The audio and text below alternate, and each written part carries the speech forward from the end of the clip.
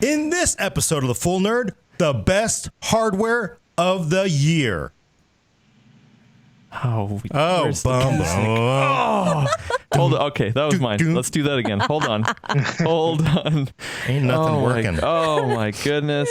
Try flushing the Bizarre scoop. Okay. Oh, I know why. Because if we flush the Bizarre scoop and then fire a torpedo into it, flush the Bizarre scoop. What the hell is that? All right. Okay. Now we're good. We sure? Yes. Okay.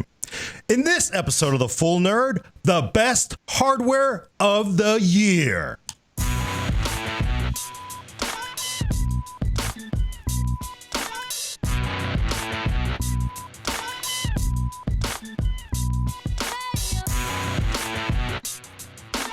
Oh, I was looking at my screen. I got lost here. Hey, welcome to The Full Nerd, episode 36, recorded on December 5th, 2017. I'm Gordon Maung with co-host Brad Charkis. Hello, Internet. Elaine Yee. Hi, everybody. And, of course, controlling the vertical and horizontal is Adam Patrick Murray. Hey, Gordon, I have a question on the turkey. Do you like the dark meat or the light meat? Oh, it's because turkey always gets really dry. You gotta go for the dark meat, and then you gotta because you eat light meat, then you're just covering it with gravy. Oh, okay. You got to do that. Why? That's a fact. It's a fact. It is true. And did you eat plenty of it over the Thanksgiving weekend? Oh my God, we haven't podcasted it since. We had so that's why I'm bringing it up. Three different events. So yeah, there was a lot of turkey. That sounds delicious. Yeah. Is everybody hungry? See, everybody's the hungry people. It's close to lunchtime here now. No. Well, yeah, but Brad already ate. He already ate lunch. He's the lucky I'm man. in the future. He's in the future. I'm ready for snack. Perfect. Oh, snack time. Okay, so I'm going to get us on to our main topic. Our only topic. We're going to get past the witty. Or you're right. It's the only topic, and we have a special treat today. Adam has prepared special effects. We want to bring that now. Well, no. You want to do it now? No, I didn't bring it up It now. can be a surprise. Yeah. We are going to be talking about the best hardware of the year that we saw. 2017, of course, was a stupendous year for hardware. I mean, everything came out this year. I don't know what didn't come out this year. So this is the best year I can remember in like 5 or 6 years, I think. It's got to be. I can't. Well, I think even more. Yeah, Just I the haven't. abundance of it is kind of unprecedented, I think. I don't think I've seen this kind of action since, God, maybe the original Athlon came out. So, I mean, we're reaching way back for old timers there, but that is like. But I thought the PC was dead. Yeah, the PC was dead, right? You know what I wish we could do is go and get all the analysts who are saying that the PC was dead and then hear what they're saying now, because they were so sure the PC's dead. I think they're actually still arguing that there's not much life in the PC market outside of like gaming PCs. Yeah. And the action is still supposed to be in like freaking tablets and smartphones. I saw something that's we're getting off in the weird weeds, but the two detachables. So basically, Surface clones that's the big growth for the next. Yeah, year. like laptops, portable laptops. I don't believe it though. I think I don't like. I love the Surface. I use one for maybe a year and a half.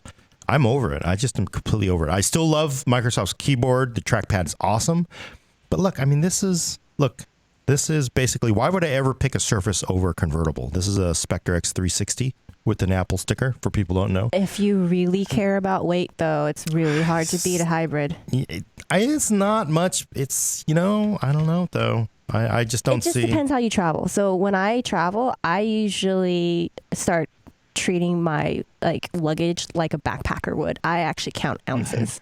I really do. Because I like to travel in one backpack. I got that beat. This is a Jaws moment. So when I go real light, I will bring an Atom-based tablet with me. Yeah. You like pain and suffering. Well, it's lighter. It's the lightest thing you can get, and really, it's a horrible experience. You used to tout that experience so hard. We're way off the rails here, but I remember this guy used to bring this went back when they were popular. Those tiny 8-inch failed Windows 8 tablets with him, and he's like, "Look at the setup I've got. I just need a keyboard, and I can write all these stories in the CMS. It's great." I'm like, "Good luck with that screen size and that processor, dude." But it was, it got me. That was like a pound of hardware. I mean, yes, I agree. That's great. But I charged it on my cell phone charger. So, okay, people don't care about this though. No, they want to know about the real deal. So, do we want to kick this off?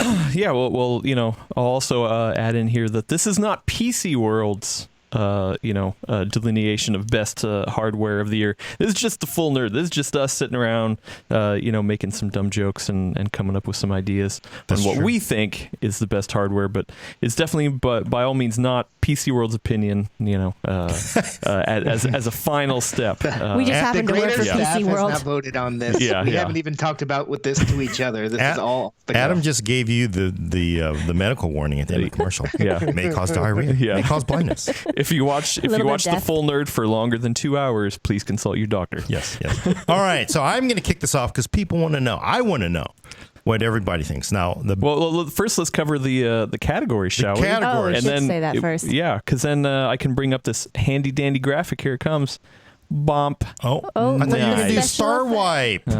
Well, I can change it. Spoiler alert. Yeah. All right, there we go. All right, change it to Star Oh. White for the next time when I bring it off. But tell us the categories All right. here. So the categories for this year's Oscars of Hardware, Palme d'Un, whatever they do with the movies. That's okay. What? Yeah, all right. It goes on the palm leaves. The palm leaves. Okay. I think we still have the. Are we? Yeah, it's still on. Oh, okay. Yeah. CPU. First one is CPU. Number The two, heavy hitter. the heavy hitter of 2017. And then we're also going to pick the best GPU, best storage, best case, best accessory, laptop, best innovation, and the worst trend of the year. Nice. Yeah. So here we go. Here comes the Star Wipe. Ready? Bad Oscar. Oh, jokes. There we go. Oh, an inverse Yeah. Star Wipe. Yeah, That's inverse, cool. yeah. That's a Simpsons homage right there. For There people. are our topics, and we will be deliberating live on the air. And be sure to chime into the chat with your opinions because they will be taken into account. I don't know if you remember last year, but we used the audience to tie break one of the topics. I don't remember which it was, but It was the best CPU. oh yeah, nice. Got robbed. Got robbed. All right, well let's go into the CPU then.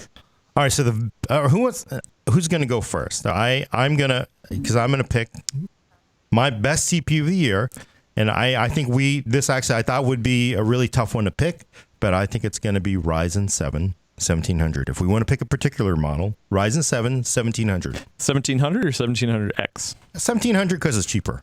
You're still getting 8 cores, still getting SMT. Super cheap. Any disagreements? Actually, that was going to be my It's really vote. hard because now at this point, Threadripper's come out and bringing 16 cores. Intel's Yeah. Core i9 has 18 cores for $2,000. KB Lake, not KB Lake, what's the new one called? Coffee Lake just came out and it actually performs really well. It adds more cores to Intel's lineup and outperforms Ryzen in a lot of cases, right? But I mean, Ryzen is the thing that kicked off multi-core computing this year, and it earns my nod for that same reason. I actually also vote for the Ryzen 7 1700 specifically. Oh, because just last year, an 8-core CPU would have cost you $1,000. That came out at $330, and if you slap a nice $35, $50 cooler on it, you can get it right up there to the same performance as the 1800X. And over the holidays, it was going even cheaper. You can get 8 cores for, I don't even remember how low it was, but it was awfully low, and that's amazing. $230 at Micro Center. Nice. on sale? Ooh, Yeah. So Black- $130 for Ryzen No, 7 $230. 1700? $230. Oh. So during Black Friday sales, I believe it was the 1700X that was going for $230. It was obscene. Like it was insanely cheap. It was only $10 more than the 1700. I remember Yep. seeing. I would have done the 1700X for 10 more bucks. So I mean, that price, yeah. At that price, 1700 you're normally comes with a getting a cooler. Core i5 processor. So is this just like I mean, because let's remember this year we saw Ryzen 7, Ryzen 5, Ryzen 3. We saw Coffee Lake. We saw Threadripper. We saw Neo Core i7. KB Lake X. We saw Coffee Lake. We saw Skylake X. All of that came out this year. Insane year, but And you've had to review all of it. Yeah, that was crazy. But are we uniform in picking? Is Well, it like, I will say the chat. Oh. The chat is leaning heavily into Threadripper because it was so Oh. disruptive, and people were excited by it, and that the price dropped. Derek Morrison is at least saying he saw Threadripper at $850 during Black Friday. But It got really, down to 800 at some point. It was actually cheaper than that. Wow, damn. Sorry, I'm doing my Rain Man impression here. Where, so the lowest one, 1900X, was going for as low as $350 at one point at Micro Center. It was ridiculous. The Yeah. 1900X? Yeah, and then the 1920X was the last one to fall. For some reason, it was only like the 1900X and the 1950X that were on sale for the longest time during the Black Friday sales. 1920X went on sale for about $700 at Micro Center, and then the 16-core one went. I think the lowest I saw it was $800 or $700. Crap, I can't remember. And that's anymore. crazy. That's yeah. 16 cores, 32 threads for $800. Where last year Intel's 10-core chip cost $1,723. Yeah. 0 cents. And 95 cents. Yeah. Yeah, it's interesting because in picking the CPU, I was like, Threadripper was awesome. I love Threadripper. In fact, my personal build will probably be a Threadripper box eventually. But I just think, like, for me, when I think about what sort of kicked off this year, it was Ryzen 7. Especially Ryzen 7 really is the one that had to pave this, to prove itself. When Ryzen 7 came out, there were a lot of doubters, a lot of haters. There's a lot of confusion, right? Because clearly, the gaming performance thing and all that stuff, eventually it's the one that sort of made it easier. Threadripper coming out was pretty easy because people just knew it would be a lot more Ryzen 7 cores, right? Ryzen 5 through, so that's why I would give it to Ryzen 7 personally over Threadripper. And now that we're at the end of the year and we can kind of look back on it a little bit, has gaming improved over the time? They said it was going to improve with optimizations and stuff. I mean, where do we sit on that? I don't think it has, because Intel still has a clock speed advantage. The thing is, I don't think it matters enough. It's not a deal breaker because you are buying a Ryzen 7 because you need 8 cores or you want 8 cores. Mm-hmm. I don't think it's enough of a deal breaker.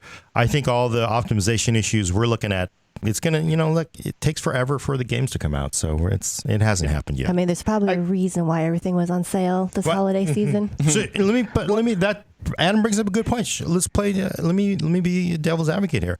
Are we picking the wrong thing? It's just because it's the emotional underdog. Everybody wants Ryzen. Everybody wants AMD to succeed. But let's face it, Coffee Lake is the better gaming CPU, and Core i9 is the faster multi-threaded CPU. Like I was talking to somebody, and he says, if you had money is no object, what would you buy? First I said Threadripper because it's just such a good price, right? But then I realized, you don't care about money?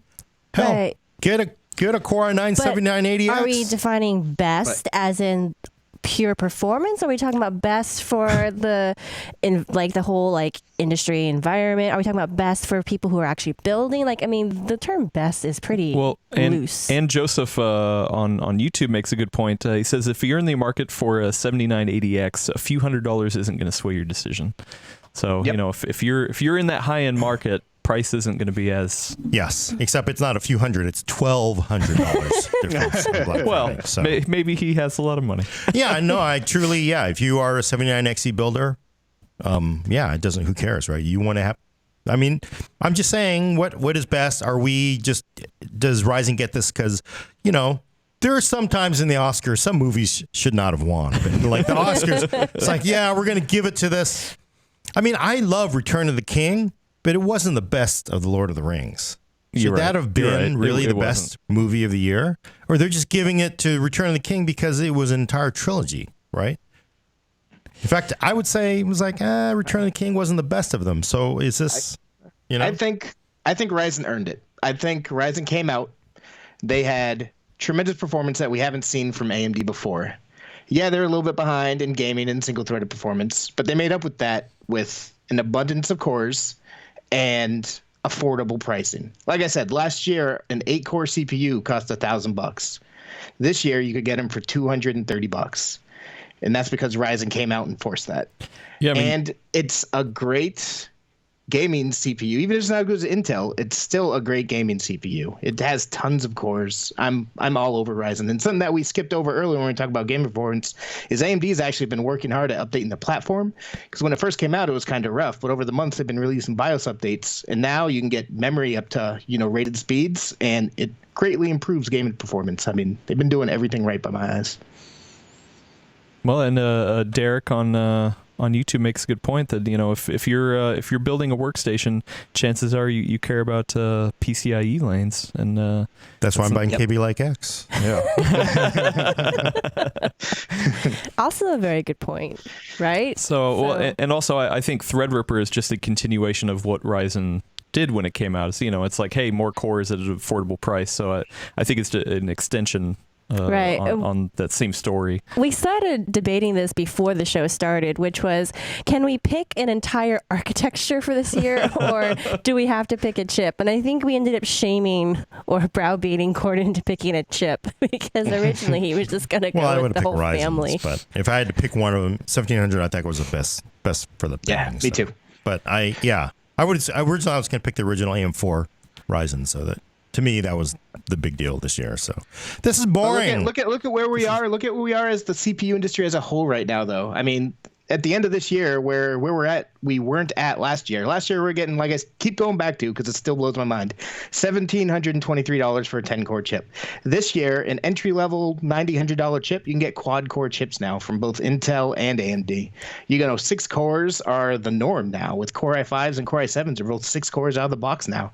I mean, 6 or 8 cores for AMD. I mean, it's just been a huge leap forward across the board this year, and I love it. But but again, this is not the People's Choice Awards, right? This is best of the year, right? I'd also like to point out that I was so sure that Ryzen was going to tank AMD enough that I wrote it down on a piece of paper. Yes, when are you going to eat that? Yeah, we're going to get to those next episode, the predictions. But yeah, it was a complete 180. I can honestly say, hey, my bad. It came out and it did great.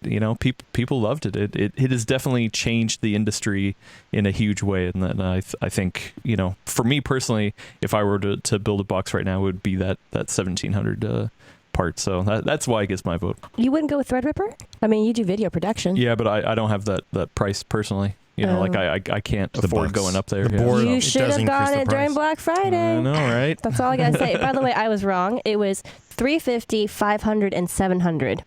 For the 1900X, 1920X, and 1950X, Wait, respectively. what? $550 for the 12 core? No, not 550, 500.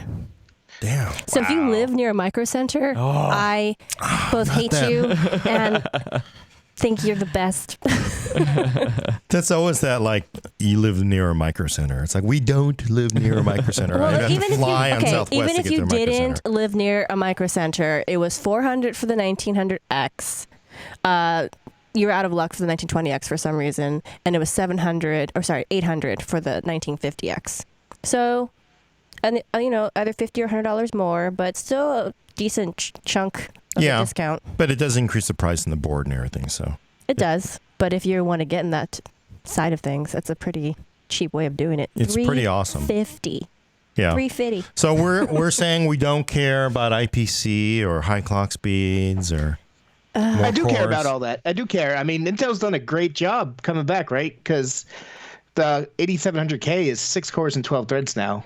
So it's a lot more than last year. And if you push it, you can 5 gigahertz, which is amazing. If you're looking for a single thread in gaming, that's crazy.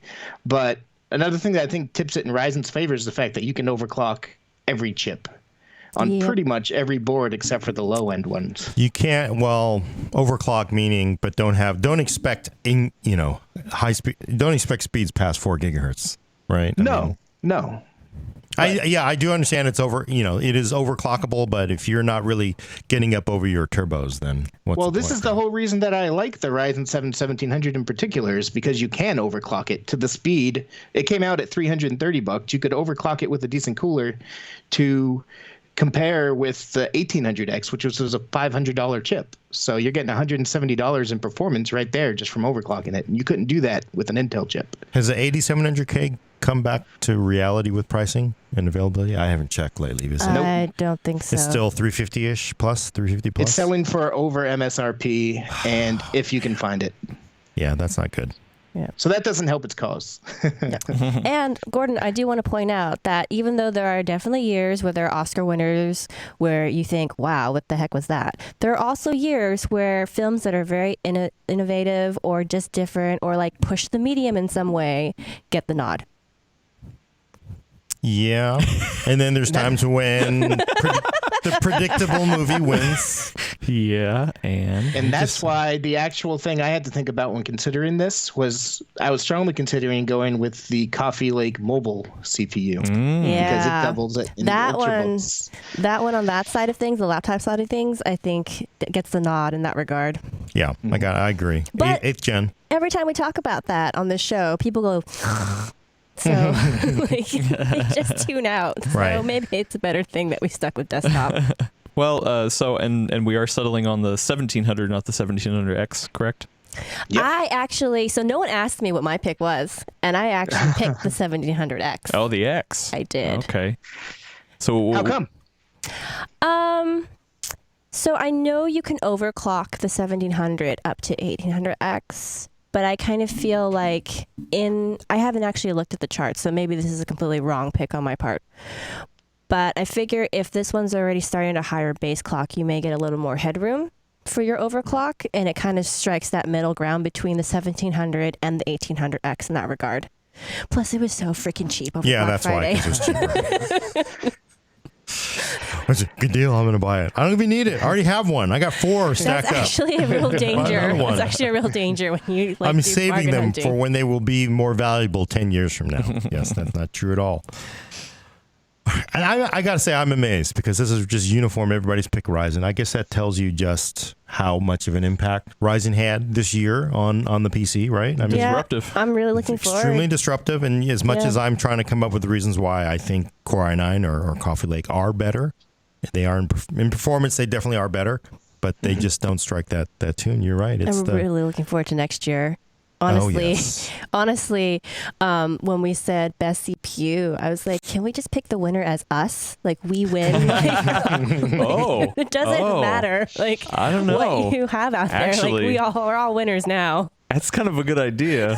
It kind of goes with our CPU consumers? trend. Yeah. Last year we picked nothing as a dark horse. This year it could be us.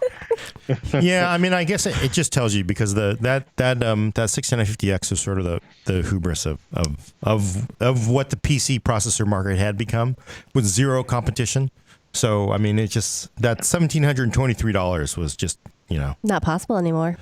no, and and honestly, as much as anybody's going to be a hater, this is going to be good for Intel. Intel, you know what? Any AMD fans think they're just going to roll up and go away? They're not going to go away. Intel's going to come back and they are going to fight. So it's going to be an awesome battle. It's going to be good for consumers. We win. Yeah. So we'll see, right? We'll see. No. All right. Well, so what do we think? The X or I think I I'm still like the outnumbered. 1700 because it comes with a cooler and you can overclock it. all right? I voted for the 1700. 1700X, you got to buy a separate cooler. It doesn't come with one. If you get it on a really good deal, you can afford that really nice air cooler. Yeah, but No, I know. no, Elaine, it's just all about if you talk to this person on Thursday and you say, give me this deal. Yeah, Bob, go down to Bob. He's going to refer you to Joey, and then Joey's going to get you that cooler. It's like, can I just get my credit card and buy it now? We don't take credit cards. No paper Bitcoin trail. only. No, I definitely see your point. I'm also outnumbered, so I think by default it goes to the 1700. Right, so yeah, 1700, and you picked what'd you pick, Adam? 1700. 1700. I am outnumbered.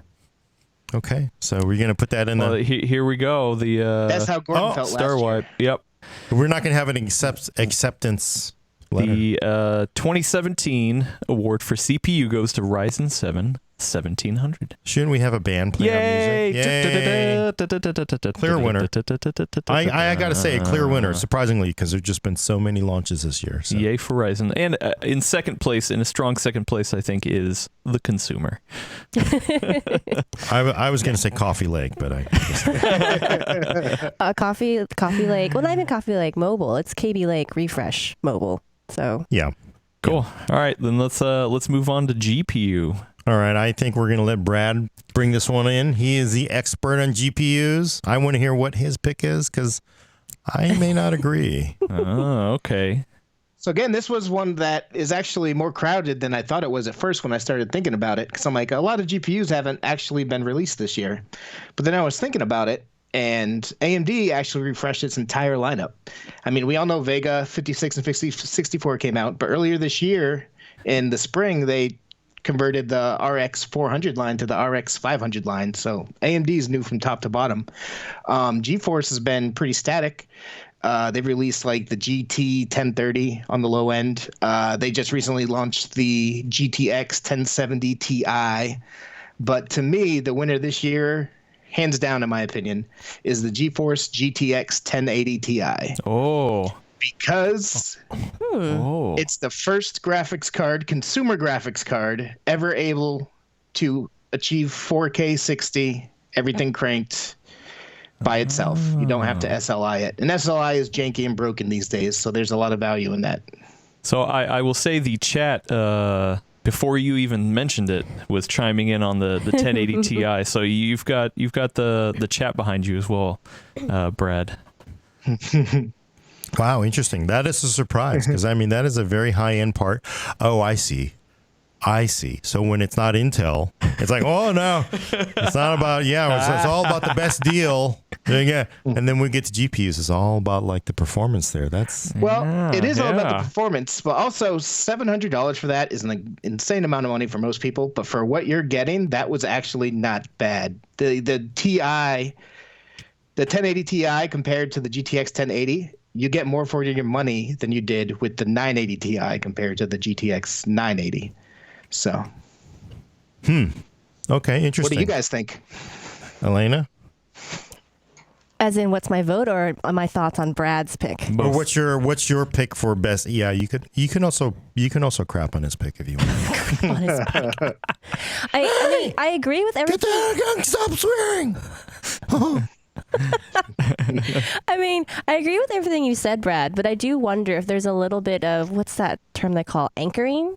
You know, because for so long, any like 4K card was in the realm of like, you know, Titan X, right? So that's, you're talking about $1,000 or even like $1,200 cards. So to see a $700 card performing at that has its kind of like a little bit of a like shock value to it. And so that's the only question I have about your pick. Like, is that influencing your decision at all? Which is fair if it is, because I mean that's kind of what we had with Ryzen in our last discussion just now. Yeah, it's compared to a Titan, it's $500 less for 4K performance. So yeah, price definitely does pay into it. Before you had to spend at least $1,000 to get stuff, to get 4K gaming. And what really bums me out this year is the miners, the mining cryptocurrency boom that has driven prices through the roof. Because even though it wasn't really new, the Radeon RX 570 is basically a faster version of the RX 470. And if you could find it at its price, they made it faster and they cut the price back by another $10. So it was $170, and that would be a great 1080p card, and that might have been my pick, except for it's been selling for $250 to $350 all year, and that's really affected things, I think. Yeah, real quick, Ruru2 wonders, Brad, why didn't you pick the Titan XP Star Wars edition? I am a Star Wars guy. Yeah.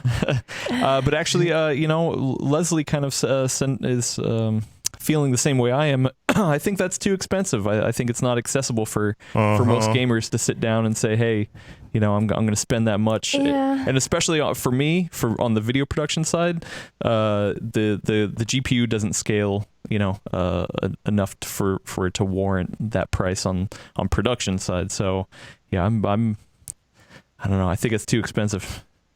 So that it's the first 4K card, consumer card that you can buy. I mean, that's not going to be cheap, but it's still, I think the price is high, but it still is the first 4K card. There's a lot to be said for that, I think. And that's the reason I picked that.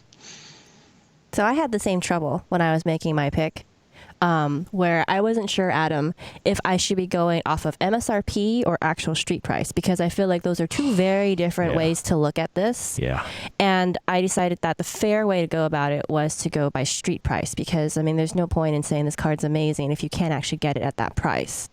And so once I decided that, I actually had a really difficult time picking, not because there were a lot of amazing choices, but I kind of felt a little meh about everything. It's horrible. It's a horrible time to buy a graphics card. Right? Like, I mean, everything you said about the 1080 Ti is true. And in terms of just like performance and what you get for that price is great. But as the chat's pointing out, a lot of people aren't going to be spending $700 on a graphics card. But if you go to the more affordable range, like what do you really have in terms of options? Not much. Even like 1060 right now is a little bit inflated depending on when you try to get it, because the miners have so exhausted the RX series that they're trying to move into using NVIDIA Things are leveling out finally, though. cards. I know, a little bit, but it's so terrible. Like both RAM and graphics cards over Black Friday, that the best you could do was to get it for its MSRP, or it's like former like low, medium price. That's insane. If you I did the whole post on graphics cards deals, and I had to start out. Look, man, you're not actually getting deals on any of these, but this is the closest you'll be able to get to buying it at a same price. Black Friday MSRP. Right. Oh. So my pick ended up being, but I have to like preface this by saying like before, is that I picked the 6GB version of the 1060. That came out 2016. I know, it doesn't even count because it's not even this year's count, that's card. Like, but what would I buy in 2017? It would be that card. Like, Yeah, that's a tough one. that's why it's like, meh. Like 1070 Ti, like, Like, you Yeah, know, like, that card. All right, Adam, do you want to go or should I? I mean, for me, I feel that same kind of meh way, almost to the point where I'm like, does anyone win? Like we are losers. This is not People's Choice or Golden Globes. This is something that matters. Yeah. Let me throw you a curveball. Originally, I was going to say, you know what, 1080 Max Q. Okay. Somewhat controversial. Laptop. People don't size. understand it. Hard to understand. That was my pick for best GP of the year because you're looking at 1075 near 1080 performance in like incredibly thin platforms. I thought that was pretty cool, but this is a desktop discussion. So after hearing Brad talk now, doesn't have to be. After hearing Brad now, I have actually decided, since we were going to talk desktop, my pick would be Vega 56. Bum, bum, bum.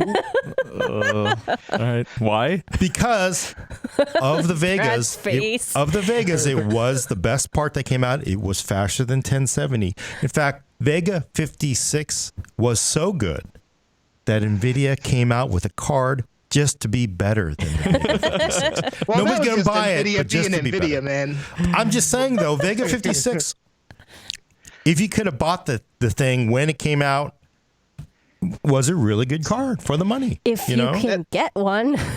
It lasted 15 minutes at street prices. And I then bought was it in a selling for bundle, at least okay? I got like a monitor and I got like 2 games.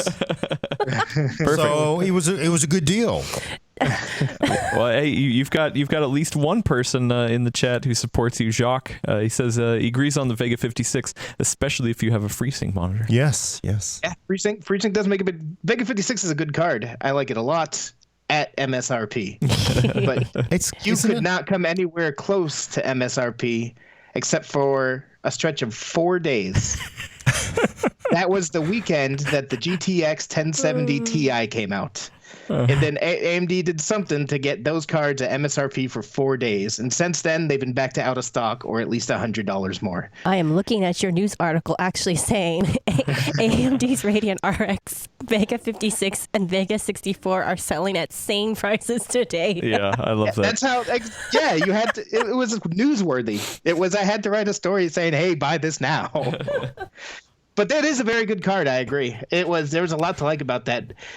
Vega 64 wound up being a mess. Vega 56 is, with FreeSync, if you can, the bummer for me for Vega at this point is that there are no custom cards because the cooler on the reference version is so bad. It's really, really loud. Like I haven't heard anything like that since the 290X days. And it's so loud to the point where I would not recommend it to somebody unless they game with headphones. So that's my feeling on the Vega 56. Still, Go GTX 1080 Ti. They still came out with the 1070 Ti just to counteract the Vega 56. It's pretty funny. So I think it's worthy of note. But yes, I do hear you. I don't know. I could go anyway. I'm not fully in any camp, but the chat, seems to be with Brad on the 1080 Ti. It's expensive, it's a luxury, but it's the only thing that did something that couldn't be done before. And that's the reason I think it's really interesting. What do you think? Anybody? I mean, I think Have I convinced you to pick Vega 56? No. No, I would still go 1080 Ti. I would actually throw my weight behind Brad as well. I'm actually really interested to see the custom Vega cards whenever they come out, though, because the big thing with that is the heat and the noise. So, but it's been 4 months and we still haven't seen them. So, it's like to be continued with this discussion, in my opinion. Yeah. I mean, I could go for Max Q because I think that is pretty disruptive on the laptop side. If we want to go that way, but 100% agree, and I'm going to talk about that later in the laptop discussion. Yeah. But if y'all are saying the GTX 1080 Ti is too expensive, 1080 Max Q doesn't start showing up unless you're spending at least $2,500 on a laptop. True. Yep. Yep. So, I don't know.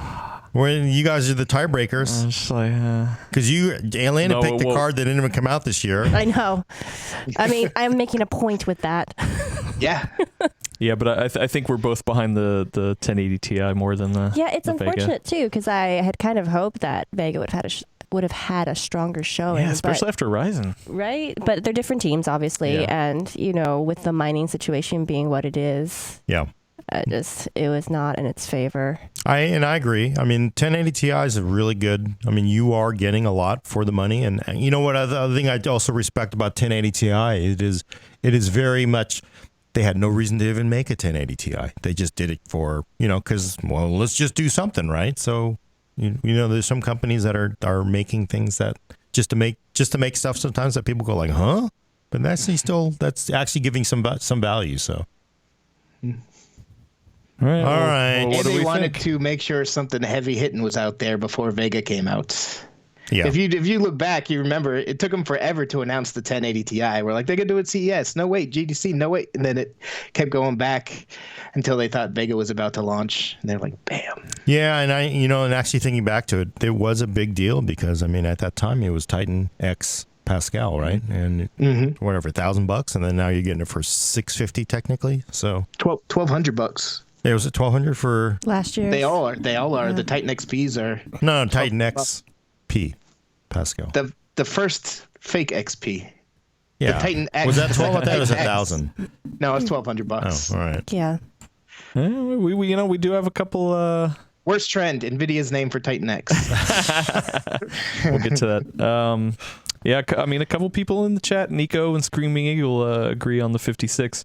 But Derek Morris brings up a good point. 1080 Ti versus Vega 56 power usage. 1080 Ti. Oh my God. So That is bad. That is not good. That is definitely not good. all right, well, this one isn't sounds like- super exciting, but I mean, are we fine with 1080 Ti. Oh, I see. Though it's all about Ryzen because it's enabling the every day, every nerd's CPU, and then now when we get to GPU, it's all about the high end. But yes, I agree. But it's not bad. Ryzen did something new that hadn't been done before. The GTX 1080 Ti is something new that hadn't been done before. Well, yeah. I think. And there wasn't a ton of like new low end stuff, this year. I just want to make sure we're being, fair and applying true. the It is true. same metrics to these. It's true. I think we should go with it, especially with the overwhelming chat support. So Okay. Last year, we voted the RX 480 as the GPU of the year, remember? So nice. When you could actually get something from the RX line There you go. for its actual normal street price. Awesome card. in the beginning of the year before the mining started, There are you get a sales. 480 for 120, 130 bucks. There are sales. Those I were used the to days. I used to send you links like every so often. I remember this. Wow. What a card. It feels like you're talking about the price of a Snicker bar from 1962. That used to be a nickel. All right. Well, I'll bring up the graphic, and there we go. The 2017 Full Nerd Award for GPU goes to GeForce GTX 1080 Ti. Don't you need music to go with that? I know. Like, I wish. I band didn't even playing? think of that. It. That'll come next year. That's and then that's an a improvement long next year. acceptance speech, Yeah. and then the band plays them off, or the symphony plays them off, right? Yeah. Chappelle reference. So, all right. Let's move on to storage. Okay, we've gone through the heavy hitters now. Last year we had the big. It was the Barracuda 10 terabyte, right? Yeah, there's a that was- 12 terabyte now. Oh, jeez. Is that your pick? Actually, no, it's Optane 900p. That is. Oh wait, sorry. Oh, well, listen. Ruru Ditto. 2 says it better not be Optane. Oh, come on! Spoiler. Optane 900p, next generation technology. We still haven't seen the ramifications of the complete rollout of Optane, but we you know, also haven't seen any real good use cases. it lasts forever. Well, Lasts like- forever and it's fast. And It it's is- actually a lot cheaper than I thought it would be. Yes. and what is that? I haven't been keeping up. It is. So the 500 gig PCIe drive is about $500 to $600 maybe. Not bad. Like that. I forget. Yeah. I honestly expected that drive to be $1,000 because it's Yep. just such a new technology. So to be able to get the performance of Optane for $500 is incredible if you think about it. And there's Again. no. Man. This is something new. Like I've been arguing with the previous things. This is something we haven't seen before that's pushing the envelope. And I think that deserves to be celebrated because so much of the rest of storage is incremental improvements, using advanced technology to make that 10 terabyte drive 12 terabytes now. It's just hard to get excited about that, although the idea of a 12 terabyte hard drive is insane. Yeah. And I think Optane's something new and exciting, and it looks really successful so far. The first iteration of Optane came out this year, right? Yeah, both. In fact, both. Yeah, the Okay. caching version came out, which of course was disappointing to everybody. Even though for what it is, it's really not bad. But I think the actual high end version, the 900p, finally came out, and it is looking pretty awesome. And it's not as crazy overpriced as people expected it to be. So it's hard to argue with that. Well, I would say there's some support in the chat for Samsung 960 EVO M.2 SATA. Yeah, Good price for performance. Yeah, I mean it's awesome, but that came out last year, didn't Yeah, it? I don't think that's 960 EVO was a new for last year kind of. 2017. Did it? Oh, okay. Yeah, I would agree that 960 Pro, 960 Evo are great drives, but it is came out last year, and also I think the thing I got to give Optane is Intel has been making this argument that look, low Q depth is where the action is on the desktop. That's where you really need your performance. So I think Optane probably gives you more actual performance than these NVMe drives that are not, they look great in synthetics, they look great under certain workloads, but most workloads it's kind of a wash, and Optane actually is better. So I think the cache and drive is really interesting too. Like that was kind of misunderstood when it came out, but the idea of, you slap this little cheap $50 drive into your PC with your hard drive, and it kind of functions like an SSD in a lot of ways, but you still get all your capacity. I find that idea interesting. I still think the 900p is the winner. It's the enthusiast one. But that cache and drive, if they cut back on some of the restrictions that it launched with, like right now it only works with Kaby Lake, Core chips, stuff like that. If they can get that technology down into lower priced models like Pentiums and Atoms and stuff like that, the desktops that you'll buy at Best Buy, I think there's a lot of potential there too. yeah, Jacques has a question. He says, does the Intel RAID dongle key count for storage? yeah, I think that's runner up for the storage option of the year. They did finally come out with it, kind of, sort of. With pricing as well. No, there's no pricing because you can't buy it. Well- It's only with motherboards. Well, actually, Ruru2 says you can only get the RAID dongle key from an EA loot box drop. yeah. Got to be the lucky one. Oh my God, that'd be actually pretty cool. Cool is not the word I would use for it. Everything in life should be like that now. So it sounds like, Adam and Elena still haven't gone oh yet. yes.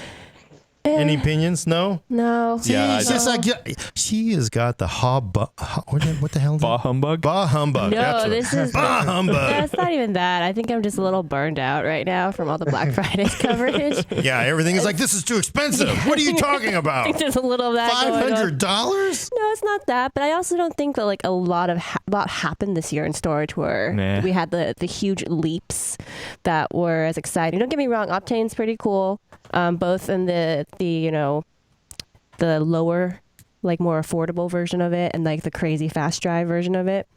But I don't feel like we have the same kind of innovation where it's everyone will benefit from it at some point, as we've seen in previous years. You're looking for the prices are just not.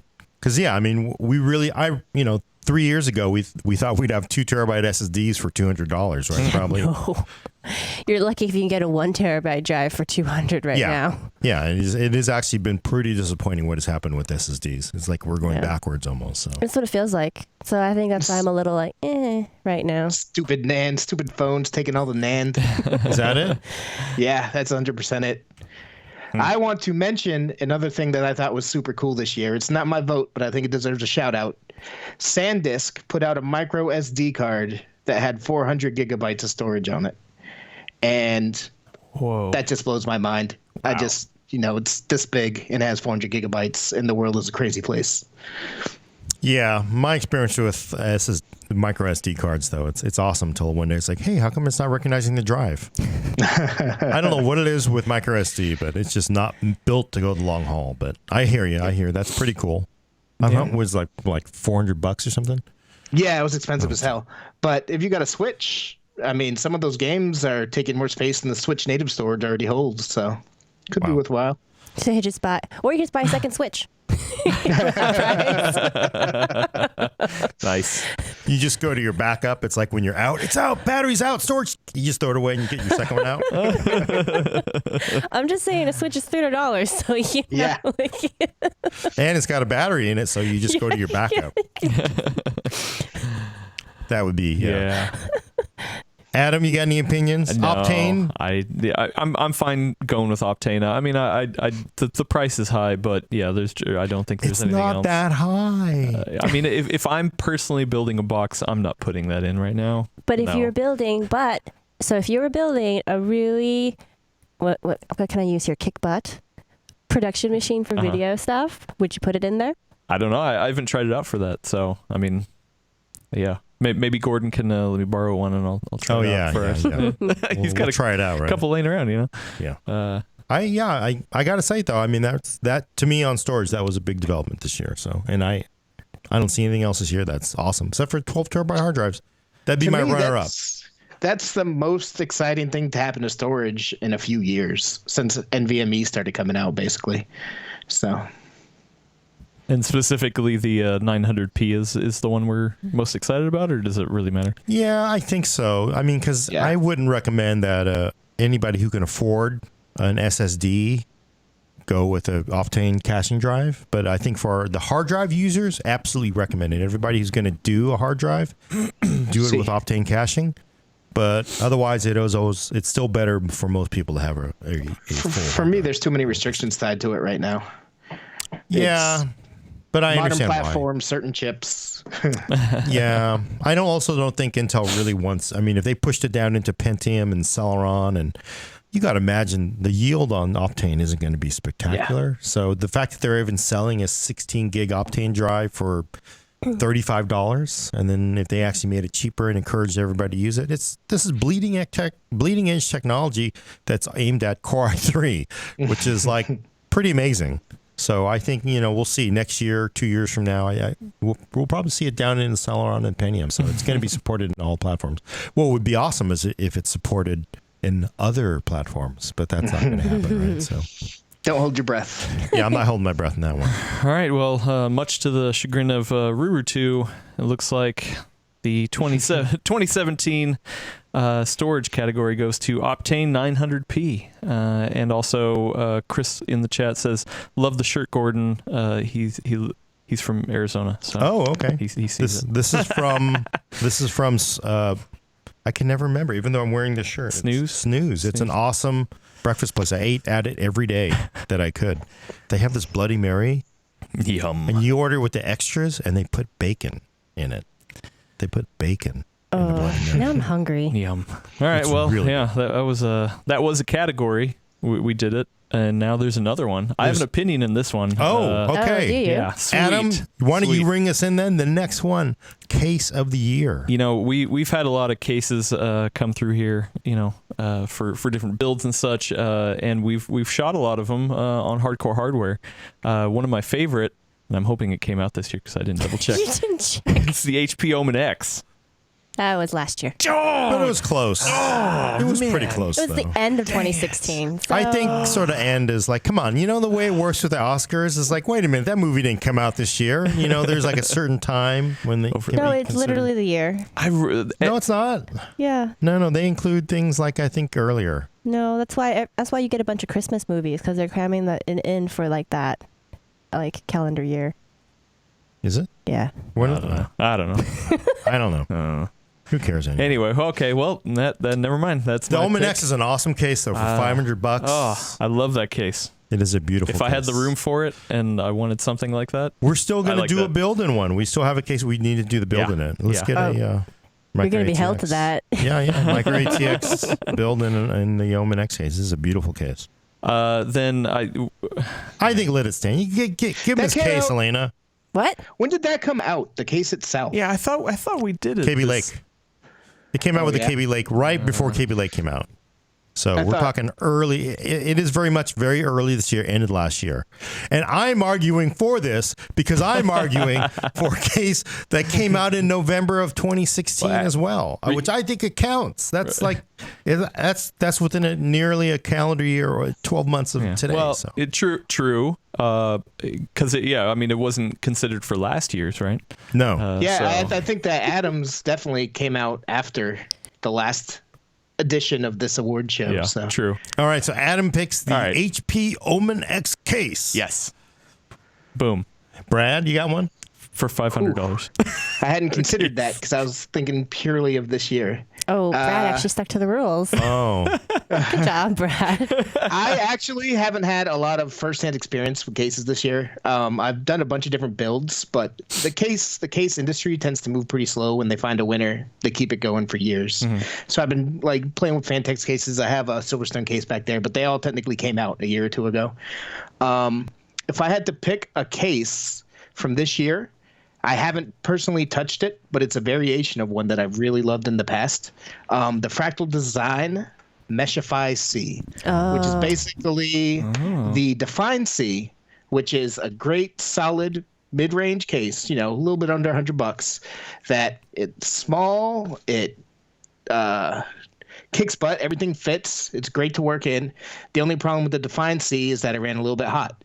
So Fractal Design came out with the Meshify C, which is the Define C case with the mesh front and much improved temperatures and airflow. So it's making a great case even better. It does look nice, and I always like Fractal Design cases. I'm a fan of theirs. Fractal doesn't make beautiful cases generally.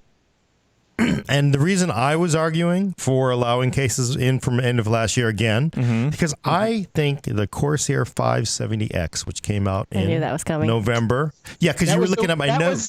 That was the winner You've of been the talking case about last it all year. year. No, it wasn't. You were That talking was about that this. one case of the year last year. It was. But it came out in November. Yeah, and I we know. did the episode in December. Yeah. Yeah. Sorry, you can't Damn you it. can't vote on the same thing twice, Gordon. It is a great Disqualified. case. I have one right here. But that actually reminds me of another point, the reason I wanted to vote for the Meshify, because the 570X has pretty decent airflow. But in general, I think the case industry has leaned a little bit too heavily into tempered glass and blocked off panels and stuff, and airflow is starting to suffer for it. So that's one thing I really like about the Meshify C is that it puts the focus back on airflow while still having a tempered glass side. Yeah, the thing about cases is it's all fashion. Do you remember the half series, Cooler Masters half series, which I loved? I think I still have a couple at home, but high airflow. Basically, it was like I used to joke it was like high dust flow because there's like there were dust coming in from every single direction on those things. There's nothing you could do. So I do like the look. These tempered glass cases are just beautiful. So I would give up airflow for the looks because it looks beautiful. So and it forces you to have neat internals. So. That's I a big personally, plus. I bought a high-end Vantex case this year for my personal rig with tempered glass on the side. Oh, yeah? Which one? The Enthoo Evolve tempered glass. Oh, the Evolve. Okay. I believe it was the Evolve, the fancy one. I don't know. The fancy one. I got to say, I do like this trend now where they're like blocking off the bottom part. So that's where you put your power supply and you can like hide your cables and stuff and it has that cleaner look. So I don't think it's always purely just aesthetic. Sometimes the trends do actually have both pretty and practical solutions to certain things. Yeah, but I mean, there is definitely it is like case fashion because Fashion. I'm like suddenly everybody's like doing LEDs, everybody's doing tempered glass, and Yeah, I've been that's pushing true. for tempered glass forever because case vendors like, oh, we're going to do plexi. It's like plexi is just like cheap. And scratches. Scratch and all the dust on there. It's just scratches. terrible. I would rather have the glass, and of course, most people are like, oh, it might break. Well, then don't kick it. So, yeah. But yeah, the covering up all the wirings, that's a good step. What So- what was that case that we saw that had like the screen, like it actually like At showed? CES. Yeah. What was that? Did that ever come out? Which one? The iBuyPower project. Oh, I buy power. Snowblind. Yeah, it did come out Oh, actually. that was kind of cool. Yeah. I kind of like that one. Not very practical, but I kind of liked it. Yeah, what was it? The Project Snowblind, right? That's Yeah, yes, that's that what it was- that actually one was pretty cool. pretty cool. It did come out. Yeah. Oh So- man. I might change it if we want something in this calendar year. That might be my vote. Is I'm that gonna your look it up. pick? Because I could pick that too, since obviously I've picked the same case. I like that case so much, I picked it over again. A lot of people in the chat were with you. They really loved it. Just, when you do it when it's done right, Yeah, when it's Snowblind. done right. I wonder how much that is. Pretty. You know what I love about the 570X? It's stupid, and it's just because I'm a child inside. But whenever I use it, because I'm using it for our GPUs reviews now, and so like when I'm testing an Radeon card, it has all the fans in the front light up, and I change it to red. And when I test a GeForce card, I change it to green. It's totally stupid, but I do it every time, and I love every minute of it. Oh, I thought that was so you Stupid. can keep track. Awesome. No, there's no practical use. What am I testing here? I got to change the color. So, wow, that's sounds like there's 3 votes for the 570X. 3 votes. Where'd you get that? Real quick, we have a good side note from Jinxie Chen. They're wondering about where they're putting their cases, because a lot of times people just put cases under their desk. I actually personally have my case on my desk because I don't like. It's kind of a thick old like teacher's desk, so it doesn't really have a good place to go underneath. So I keep it on the top. What about you guys? To the right side, right by my feet. I'm still wearing an old Corsair C70, so. I actually have a computer desk, so it's like old school where they have like the little cubby Oh, nice. for the tower. Wow. I leave the door open most times though, so I can actually get proper airflow. Also, WTF Shelley says, I'm surprised Gordon didn't vote for the cheap ass one with the built-in PSU. That is an ends to a means. That is someone who definitely There's follows this nothing show wrong with regularly. it. That is Yes. awesome. That is a nerder. What did I call him last time? I can't remember. I've never seen a cheap power supply blow up the components. So You've never seen it, but I have. I've I've seen certainly an some. expensive power supply blow up my components. Yeah, see? There's no guarantee, so why don't you just get it for free? So, So where do we pick it here? So any more votes putting in? I didn't do all my homework, so I did not pick something for a case because everything I like was not actually produced or This year. released this year. oh, I That's see. the tricky part with cases. yeah. They do go on for everything, which is why CHP Omen X. Because I tend to choose cases that they don't usually have like a side window because I am clumsy. So it is likely that I could kick a tempered glass window, even though I think they're super pretty.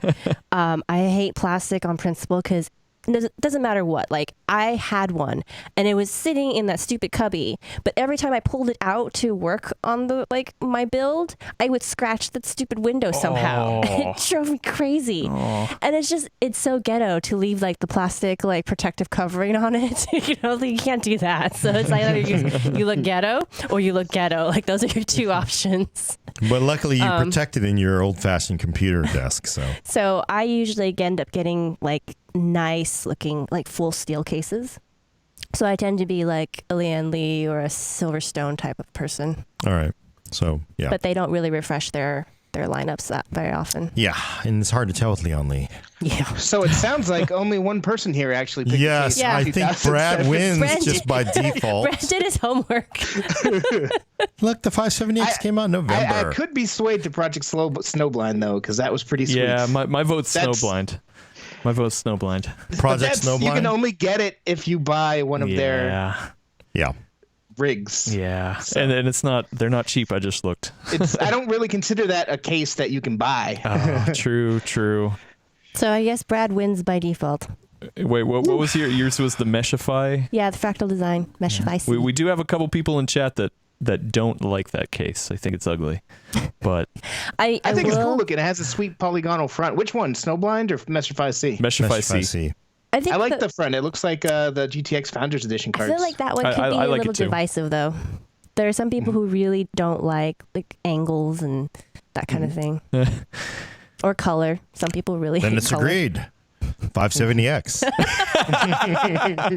It continues to still be the same. I mean, we have no rules here. This Gordon's isn't like, official. They released new screws with it. It counts for 2017. Yeah, that's a new version. They It's updated the got, rubber feet on the yeah. bottom.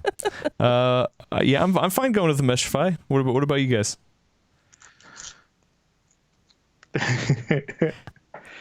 All I mean, right. I feel like I don't Two get, win beats 0, I think, since I have no vote. Elena? no, I mean, like I'm kind of like in Gordon's boat where it's like, well, what I would have picked is not the right year, so I think I forfeit. Well, me too. So, okay, then who is that? The whole title of is Meshify C? Is that what it is? Yeah. All right, let me punch it in here. Meshify C. Hopefully, I spelled it right. All right, then I will bring up our handy dandy graphic. Boom! The 2017 award for case goes to not to any case last year. It's a case that came out this year. The Meshify C. Oh man, so- next year I'm gonna have to up my game. I really like the Omen though. I can see it from where I'm sitting in Skype. You can see Oh, it it's behind beautiful. Elena, Yeah. and it's Yeah. gorgeous. It has a presence to it. It for also sure. is very heavy and difficult to move. And big, but And- it's an And in your built-in face. tools, built-in Yeah. tool panel. And the best thing about the Omen X, you gotta respect, and I would argue, well, it doesn't count because it's last year's rules, but that the fact that HP is selling this case, most PC makers will say, hey, we're building a custom case. We're not going to sell it to you. We're here to sell you some parts too, right? We don't just sell you the case. HP saying you want to buy the case, we'll sell you the case. So I got to respect that from HP. So Yeah. Hopefully, Snowblind follows that. Yeah, and does the I same don't- thing. So, I don't- but by this count, that means Snowblind is still in the running for next year if they just release the case. So, yeah, we'll see. If they just released the case, Yeah. sure, but that's not gonna happen. yeah. All right, cool. Then the next topic that we have is what is it? Accessory. PC, the best PC accessory of 2017. This one can go many ways because it obviously So many includes, options. mice, keyboard, capture, the Stream Deck that Hayden and I looked at, which I'm not going to vote for. Last but- year, the Vive one. Yeah, the HTC Vive, this can go a lot of ways. So, Ruru2 says fidget spinners, is valid. So, who wants to kick it off? Maybe Adam. Sounds like you got a lot of opinions, a lot of different accessories. What do you think could? Well, so I have two. One that's my favorite, and then one that is one that I had never tried, but I wish I had. Hayden brought in for review the Logitech Power Play. Is that what it's called? Oh, the fancy nice. mouse pad. Yeah, That's it's my like pick. the wireless charging mouse pad. I haven't used it, but man, I would love to. If That's Yeah. my pick. yeah, I mean that's cool. You want to talk about something that's like pie in the sky, never quite works well. It sounds like especially from Hayden's review that he loved it. So what it is, though, just so people are listening know what it is, it's you plug your mat into your computer, and that gets power that way. It's a wireless charging mat. And then you have a wireless mouse, and while you're using your mouse, the mat wirelessly charges it. So it's a wireless mouse that's always charging from its mat, and it actually has really good gaming performance too. And it covers almost the whole mat, so you're not like in a dead zone if you accidentally leave it in the Right. corner or something like that. that's nice. So yeah, Hayden liked it a lot. I was jealous. Like I said, I never used it, but I kind of like the idea of it. That sounds pretty cool, and that's what Brad picked. So that's 2 votes.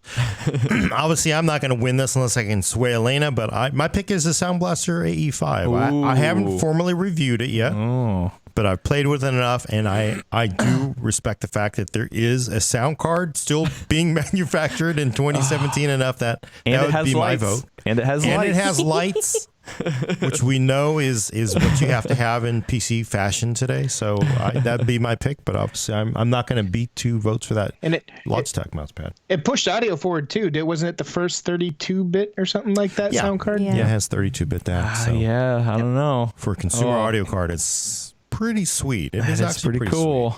And for only $150, it's not bad. Sweet. Yeah.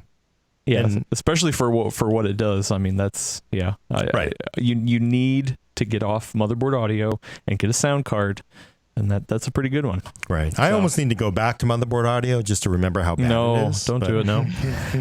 Real quick, we have a Leslie is writing in her category. She says Vegas 64 for best accessory is heater. Space The heat. water cooled one, right? Yeah. The water Chat cooled is one. brutal today. Yeah. Might still be cheaper than an actual space heater in terms of efficiency. Yeah. Wow. All right. So what about you, Elena? What's your pick? I had to look this up because I wanted to make sure because HyperX has released so many freaking cloud headsets. Oh, over the Cloud Alpha. Yeah, so I'm picking the Yeah. HyperX Cloud Alpha. Hayden I really wanted- liked that. Yeah. I wanted to make sure I got the right name for it because, as I was about to say, they've released so many different cloud headsets this year. Like there's like the Stinger and there's Yeah. just like at least 4 different ones floating out there. But this one's the actual successor to the original HyperX Cloud headset. And I use an Astro A50 first gen at home with my PC. And I like it, but the fit has always been a little weird. It's obviously designed for someone who's probably a foot taller than I am and another 100 pounds. You know, And a like, head fatter than yours. is what you're yeah. gonna say. So someone who's just, larger in skeletal structure than I am. And I was hoping to get something that's a little more comfortable for like the 3 to 4 hour range. The A50 tends to like put a lot of pressure right up on top of my head after about that time. So I'm picking that because I'm going with Hayden's suggestion about or evaluation of it. I actually don't have it yet because I'm waiting for a sale, but that's going to be my pick for accessory. Three of us picked Hayden recommendations. Yes. Hayden hates Hayden's- the peripheral guru. That's why. Yeah. Do you remember the episode? People who are listening might be able to go back and find it. We did the episode where he blindfolded him and put all the different mechanical Oh, keyboard yes. switches in front of him. And he Yeah. nailed every single one. Gordon didn't think he could do it. I Yeah. remember No. before the episode, That he was a was like great saying the episode. whole time, he's like, it's not going to happen. He's not going to be able to do it. And even to this day, he's like, I bet he cheated somehow. Like, It's possible. He's like, It's I bet there was a possible. gap between his eyes and the blindfold. And he was Also, able I to didn't see know. it. So we did it live. His girlfriend could have been sending him text messages. So like 2 vibrations Morse is code. cherry, this or cherry that, and we don't know. We don't. You're right. His answer was about 12 seconds, which is the He was YouTube waiting. chat delay. It's just like those Vegas, those cheaters. There's always somebody trying to, I would say my second pick, which is something that I actually use daily, is the Corsair K95 Platinum. Oh. That was also my second pick. We think Yeah. alike for this category. Yeah. It's expensive. Hayden was like, it's not worth it for the price, but I love that extra row keys, the RGB lighting I play with all the time. Yeah, that's, for something I have used all the time, that's my other pick. But we're kind of all over the place here. I mean, for me, like I love the power play, but also that AE5, I totally forgot about that. I'm a big sound guy, so I could be swayed. Maybe some chocolate or something. If you want to give me a Snickers bar. No way, man. I'm It's just the kidding. mouse that charges while you use it. Yeah, so does That's mine, like the Brad. Holy Grail. Mine charges while I use it too. It's called the cord. I would say it's wired. I do hear you. That is pretty cool. That It was Logitech pretty cool. mouse is pretty. It was cool. really cool. So I can see that. Something that this year, it's not my pick, but something that I thought was really interesting was Elgato did a bunch of Oh, yeah. new technology related to streaming Yes. that's really Yes. pushing that forward. They have the 4K capable, I think it's called the HD60 new stream capture card. They also had the Elgato Stream Deck, so you could set up like a little command center and just press buttons that launch macros. And they're doing some really interesting stuff in the streaming space. I Yeah. can't give them the nod over a mouse that charges while you use it. But- Okay.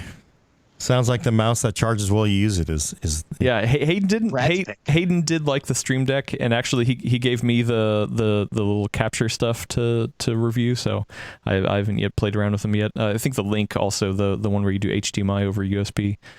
So yeah, I got to review that too. But yeah, I'm gonna go Power Play. I'm gonna go Power Play. Okay, What do you guys Logitech think? Power Play. I agree. Logitech Power Play is pretty cool, and I have not formally reviewed the AE5 yet. I will be doing that eventually. But yeah, Power Play. We're very agreeable this year. Yeah. Except on CPU. Well, actually, we were. No, even that we were pretty mellow. Yeah. Hey, well, it's been a good year. There's there's good GPU, I things. think Yeah. there was some tension there. Manufacturer tension. I really like the sound card. Like I might pick that sound card up myself, but I think for a lot of people, I mean, motherboard audio do fine. And does it push the envelope that much? Is my question. It's just getting off of it is enough. Motherboard audio is atrocious for Yeah. anybody who's playing games. So, but if you're using USB headset, it doesn't matter anyway because it doesn't matter what audio you have in your PC. So, Power Play makes a lot more sense for most people. So, And then that's Who want to spend like $200 on a mouse set?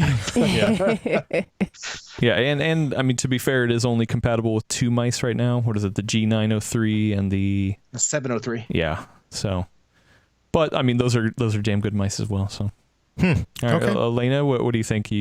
I mean, it doesn't really matter if Gordon's already thrown his weight behind it. I would be outnumbered already. It doesn't I've have already to be. I'm gonna say no. I'm not gonna put my vote behind it. Okay, awesome. I just bah humbug. Yeah, let's keep going then. mice. I mean, mice are just so personal. So if you're limited to only two as your choice, I think as cool as the feature is, it's just a little too limiting. And it is expensive.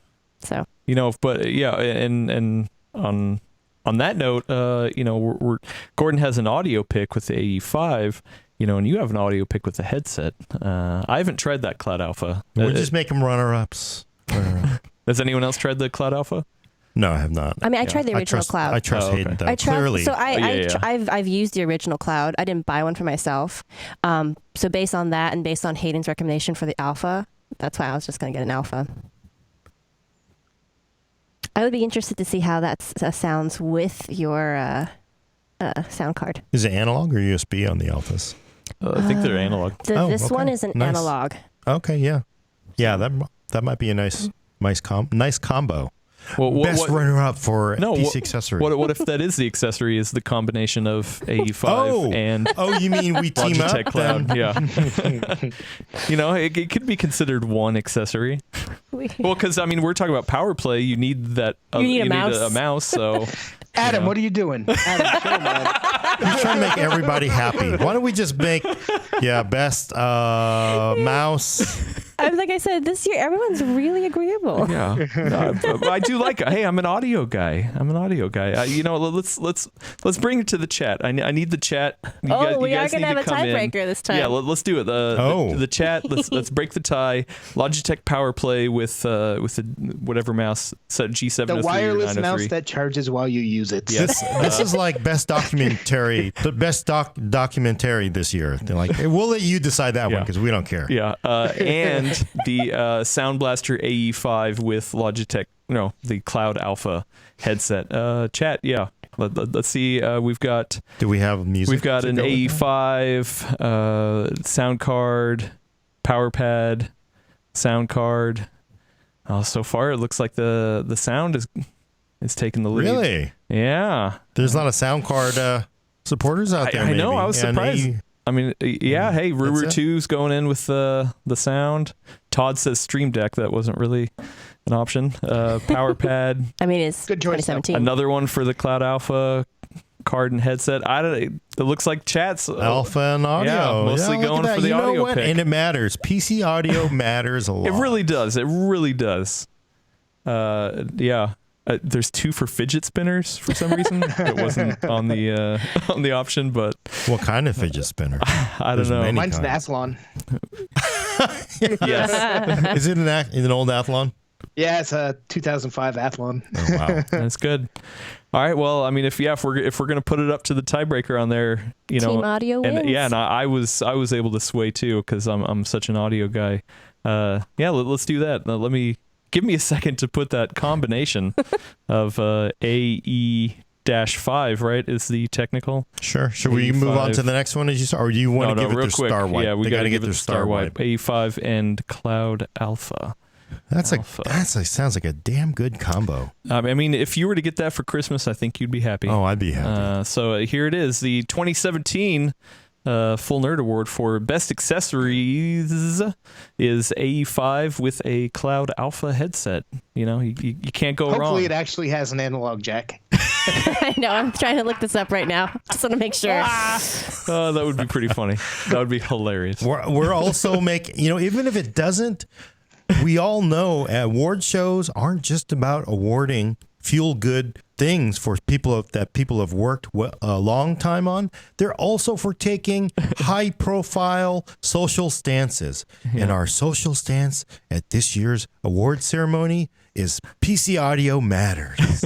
Also, we just need George Clooney up here to talk about it. Derek makes a funny point that this combo sounds like Star Wars planets, AE-5 and Cloud Alpha. I can't find it quickly, but the fact that they're promoting this as a multi-platform headset, Yeah, I'm pretty I think sure it's got to be analog. analog because there's no way you can plug. Yeah, it is because you can't plug a USB cord into one of these controllers. So yeah, it's got a 3.5. Well, and the runner-up is Port. the Logitech PowerPlay with the G70. I don't know if it's a Star Wars type thing, because the Star Wars things are always like Star Killer. Oh, that's imaginative. Starbase. The Star Killer. Okay. Yeah. Star Destroyer. Okay. doesn't have to be imaginative for it to work. Just like it's actually the name of it. That's the description of it. It's a Star Killer. What are we going to market this as? Just call it Star Killer. It just kills stars. The Star Destroyer. What else do you need? Yeah. All right. So next up, let's cover some laptops. Okay. Best laptops of 2017. Now, this Ooh. doesn't necessarily need to be gaming, Oh, this right? is gonna be This can be any hard. laptop. Yeah, I think this is going to be a big category. It's hard. This was the hardest one for me. Oh boy. I know what Gordon's going to go after because I know what I'm going to go after. All right. Well, I got two. I thought it was limited to gaming because for me, was it not? Okay. I thought it was Crap. limited to gaming. Yeah. Adam is now saying you can pick any of the best laptops this year. I'm going to pick the I new tried picking the MacBook Pro Chromebook 15. last year, remember? Hey, you stole my joke. God Yeah, damn it. see? I knew it was coming. And what's language? So MacBook Pro 15, great. No. So I gotta say, it wasn't perfect. There were issues, which I recognize in the review. But my pick is the Gigabyte Aero 15, which I liked. The original one because you got full 1060 performance, VR ready, and a near 5-pound laptop. Oh, And I didn't think you were going to go with that one. no, I still think the thing they did right is they put a big ass battery in there. So you got really good, non-gaming runtime out of this laptop, and the screen wasn't bad. There were definitely some keyboard issues with it, which I also pointed out in the review. But I do think it's just like for a gaming laptop, it was pretty awesome. Is it that's the one with the green case? The right? green one, and then of course I Yep. just reviewed the Aero 15X, which is the same thing with the 1070 Max Q in it, which is okay. even better. But you're now looking at $2,200 for it, so definitely more money for that. Okay, all right. Well, there's a vote for that. Do you want to go, Elena? Do it. Okay, so it's not limited to gaming Nope. anymore. Nope. I don't know. Okay. She's saying do you need a time before you make your order? Would you like me to go to somebody else? No. So here's the thing. Like, when we say best, are we talking about innovation? Are we talking about getting the most performance? Because I feel like with laptops, there's just so many different directions you can go. Yeah, true. And I actually had difficulty picking because of that. So I was actually glad for the gaming limitation. Yeah. And then I would have backed you up. But now I don't have to. So you're gonna pick something else? So I have a few different choices, which is kind of cheating. But I'm going to throw them out there anyway. And none of them are new. That's the problem. None of them are new. They're just refreshes. But this year, though, That's you're still okay. applying your rules of Right. this year. Right. Okay. But it's this year's hardware. But it's not like not like a Max-Q laptop, which is like absolutely new. Right. So if my choice for best laptop that you have to buy for that person in your life who doesn't really do much with technology, but they want a computer anyway, that would go to that Acer E15, that $300 laptop that we keep seeing on Amazon, because it's easy to upgrade. It gives you a lot of bang for your buck. If you want something even beefier, you can go up to the $500 model with the Core i5 instead of the Core i3 chip. And they've refreshed that pretty constantly with the current hardware out there. So that one's a pretty easy pick, especially if you get on sale. Okay. In terms of what I'd get for myself in the Ultrabook range, I would actually choose a Spectre X360, either the 13 or the 15 inch. I'd probably actually opt for the 15 because I got to using that for a while, and I really actually liked the extra screen real estate and even the 4K option on it. That turned out to be really nice when I was working in a lot of spreadsheets this summer. Yeah. I normally would have picked the Surface Pro, but this year's wasn't as good as it could have been, so it lost my vote. I'm surprised neither one of you guys mentioned the new Dell that has the quad-core laptop part in it. Oh, the XPS 13? Oh, with the Coffee Lake? Yeah, does the HP laptops have that? Yeah, they refreshed them. We have the refresh. I'm in the middle of reviewing We it. just got them, so my pick would be that. Yeah, it's actually really nice. And that, of course, is what I'm using right here, which is the Spectre. I love this thing. That's the X360, right? X360 13T. Yeah, this is the older KB Lake version. And actually, over on Facebook, a friend of the show, Willis Lai, who freelances for us, he said he picked up a X360 on Black Friday. So nice. Oh, sweet. Yeah, HP had some decent sales. Yeah, HP has great prices. And we got a couple. We got a couple votes in the chat for the ROG Strix GL72 ZCWB74. That's the one that has Ryzen and Radeon in it. Yes. Yeah. Yes. Which we haven't reviewed yet. Yeah. Yeah, and it is finally out too. I mean, they announced it at Computex, did videos. I saw it, but it has not shown up, and I think it just finally in the last few weeks is gone on sale. So. Yeah, I would love to review that because it actually has 8-core Ryzen in it. Like it has a Ryzen 1700, I think, in it. Yeah, we got a couple votes for that in the chat. So. Yeah, I mean, it looks like a respectable gaming laptop. What I'm interested to see is how that Radeon does. Neither the Ryzen or the Radeon has been in a laptop like that I've seen. So right, I'm going to imagine battery life is not spectacular, but it's a gaming laptop. So what are you going to do? Speaking of which, Brad, for me, I'm the gaming guy, and I've never owned a gaming laptop because gaming laptops are weird because you can't replace the GPU, right? So you got to get something that has decent power to last you a few years. And up until this year, that meant getting a laptop that was over an inch thick and 10 pounds. And at that point, it's not a laptop. It's literally a desktop. You're not putting that on your legs. So I've never gotten one. But this year, I've started reviewing NVIDIA Max-Q laptops.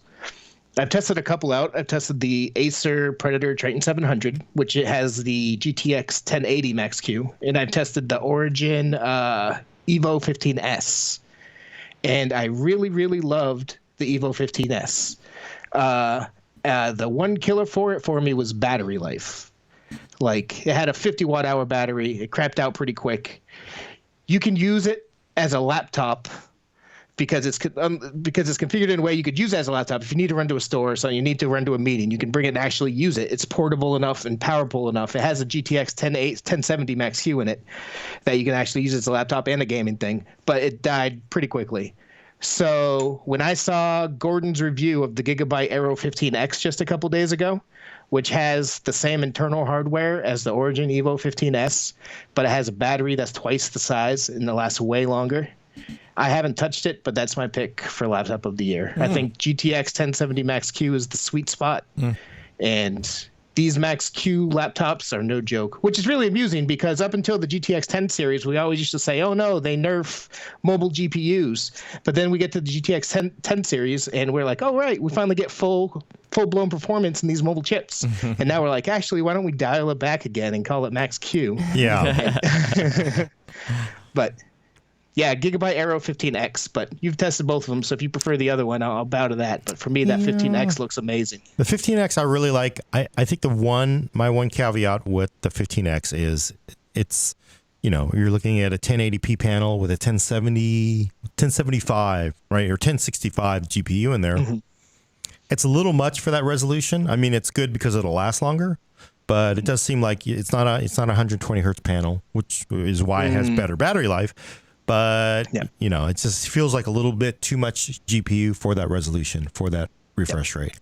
But it'll last longer, so that does help it. So I'd take the 15X. It's a little pricier, but it just sort of like seems to do everything right. It's got a nice, light up keyboard. Keyboard's not the greatest, but good battery life. The screen is decent, and it'll take 2 M.2 drives, which is something to be said for a laptop today. Wow, nice. But I gotta say that E15. Yeah, it's like little subcategories now. I mean, it's such a huge it's kind of like accessory. I mean, it is such a gigantic. huge category. We should put it as runner up. There's things that deserve runner up. Yeah. So what's Adam's pick is my question. So my pick is one that we get stacks of laptops here in the lab. I'm constantly walking by just piles of laptops. Yeah, Brad. I mean, they're coming through like candy. And also when we were at CES, saw some really interesting laptops. It didn't come out. But the Razer, I knew you were gonna say the Razer. Razer Project I knew you were Valkyrie. gonna say Razer. Oh boy, wow, that was cool. That was really cool. And the Acer Predator 21X. Was that the one that got stolen after Yes, CES? Project Valkyrie was stolen. Yes, Yeah. but it didn't come out, so I get it. Because someone stole it. Yeah, well, it was still.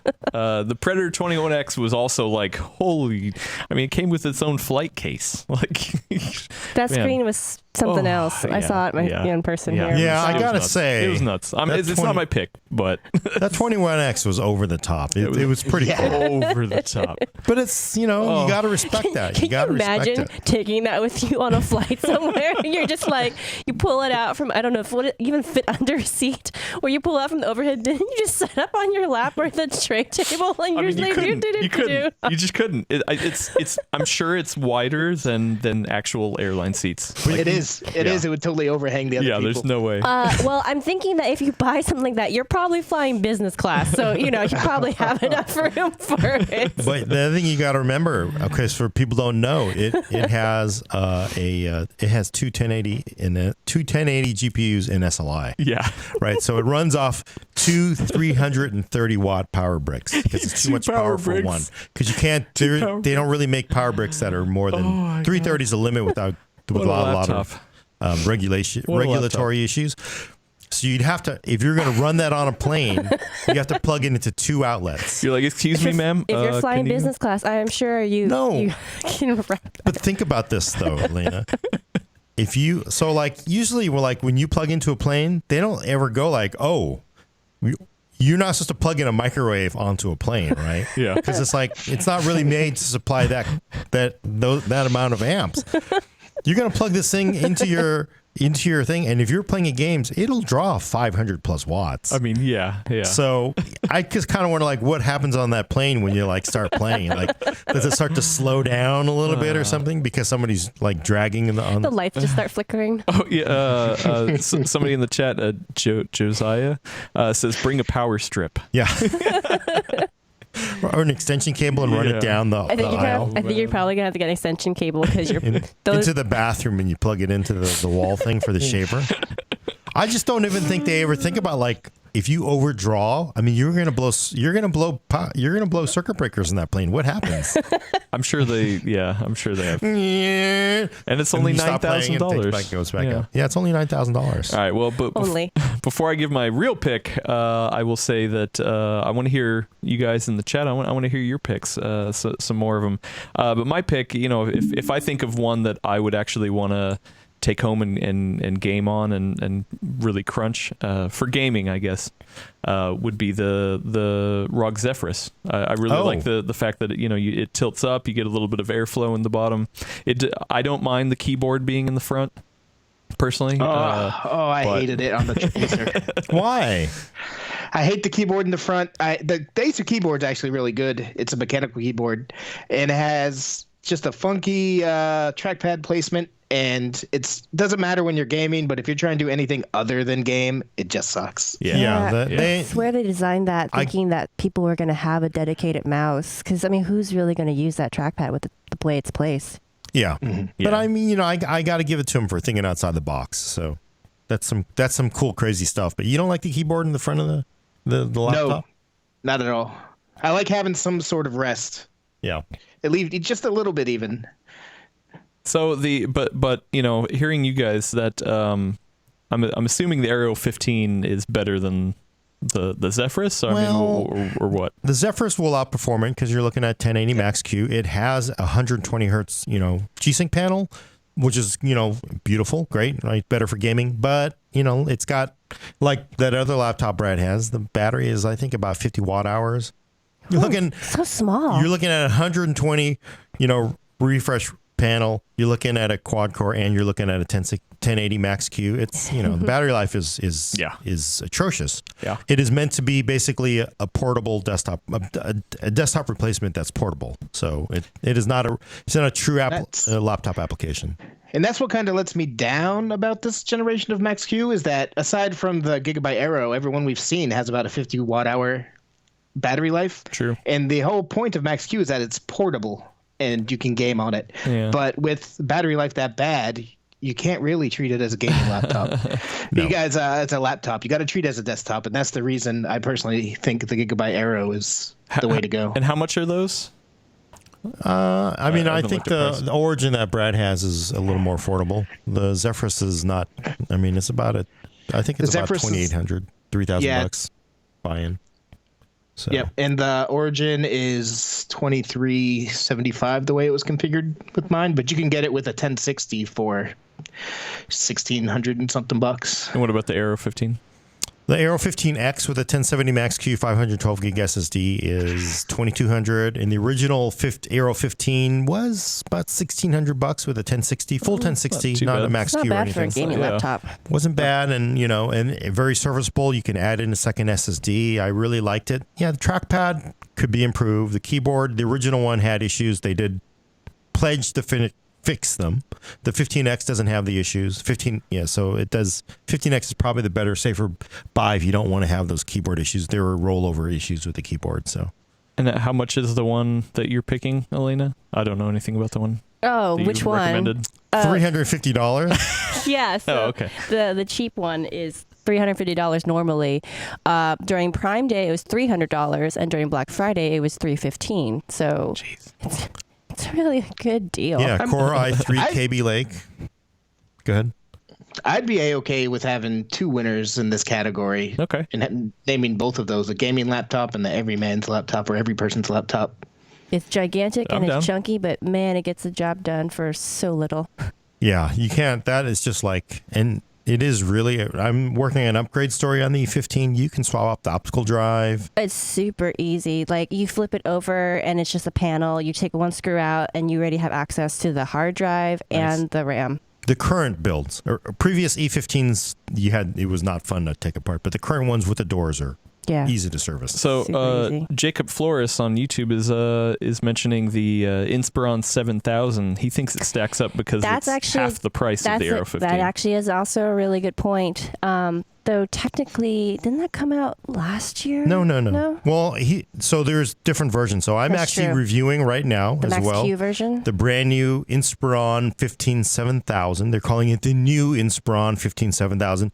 Very similar to the 1050 Ti that Hayden reviewed. Right. This one has a 1060 Max Q part in it. Yeah. And I gotta say, you know, I haven't finished the review yet, but you are just getting a crap load of value out of there. And I really thought about actually over an Aero 15, you're getting really good value for a gaming laptop. So you're getting 1060 Max Q and you're giving up maybe 10% over a full 1060 part. Not much.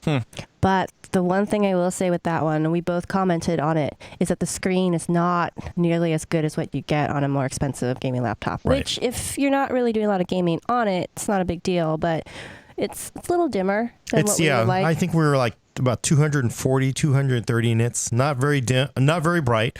It's an IPS panel that will make you wonder, is it an IPS panel? It's a budget IPS But panel. I gotta say, the crazy thing is they were selling this. I think I was checking just yesterday because I'm in the middle of writing this review. The Inspiron 15 7000, 1060 Max Q, 512 gig SSD, 8 gigs of RAM, single channel, and a quad Kaby Lake. It was like $950, and it was $900 during Black Friday. So you're looking at Possibly cheaper if you found a good rebate. if you got a good pretty rebate. good. I gotta say, yeah. I mean, if you're looking for a pure gaming laptop, battery life not going to be again. They do the same thing like a lot of these laptops do. They only put like a 50 watt hour battery in it to save weight and cost and size. So don't expect the same battery life as an Aero 15 or an Aero 15X, but for gaming, bang for the buck. I mean, obviously it's chunkier too. Yeah, and but 1060 Max Q is a nice step up over 1050 Ti. So Yeah. and 1050. So it's no, that's a really good point. I gotta very say, hard to choose yeah, it's right very now. hard, very very hard. So, but I mean, I still like the Aero 15, 15X because it's a good balanced laptop. If you really do intend to go sit in a cafe for 2 to 3 hours, 15X will do it because it's got a big battery. Yep. Well, and Screaming Eagle is wanting to throw in one last one, that the Strix that we were talking about earlier with the RX 580 and 16 gigs of RAM. He says is $1,500. So he thinks it's a better deal than the Aero 15. Yeah, but I gotta say, I bet you unplug that thing from the wall and you'll watch that, and the battery will like. Yeah. So that's sort of the issue with it. I mean, as a gaming laptop, it's a better value. As a portable laptop, it's something that gives you true battery life options. It's not going to really compare. So that's sort of the magic, I think, of the Aero 15. But I gotta say, those are great options. But then that Inspiron $900 for 1060 Max Q. It's like I was looking on Amazon. I could not find anything that really beat. A lot of them were like 1050 Ti's at that point. So And Man. not all of them would have an actual HQ part either. oh really? Yeah. Well, this is you are getting an i5, so you're not getting a hyper-threading. But for gaming, it's not going to really kill you. So. It's crazy what laptops are these days. Just a couple years ago, these wouldn't be possible once again. So it's amazing. Right. Winner this year, Great year for us. tech. I got to argue though, but maybe this is because we're not moving as fast as we used to with GPUs, right? Because right now, like you can get everything up to 1080 performance in a gaming laptop, which is spectacular. You're not going to get 1080 Ti, but if we were at 1180 or 1280 or whatever Radeon next, then laptops would be traditionally, a few steps back, and I think we'd be there. But except that the GPU game is not moved as fast as we expected it to. They're getting smaller, and they have no incentive to move fast to release new stuff because with the cryptocurrency boom, everything they're printing out with their established processes, they're selling. So Yeah, bummer. All right, we got. What do we think between the Inspiron and the Aero 15? And 15X. Yeah. 15X still in my book. The other one's a great value, and it's probably what realistically I would buy with my budget. But the Aero 15X, I think, it's astonishing how much gaming performance you can get with that, and the fact that it's still portable. You can use it as a laptop. It lasts. It's an all-arounder. Okay. Yeah, I agree with that. What do you think, Elena? You know how I feel about value. Well, you are getting your value pick. We're I know, picking two, but I think I'm actually a little uncharacteristic of me. I think I'm going to throw my weight with the 15X just because of that screen. Yeah.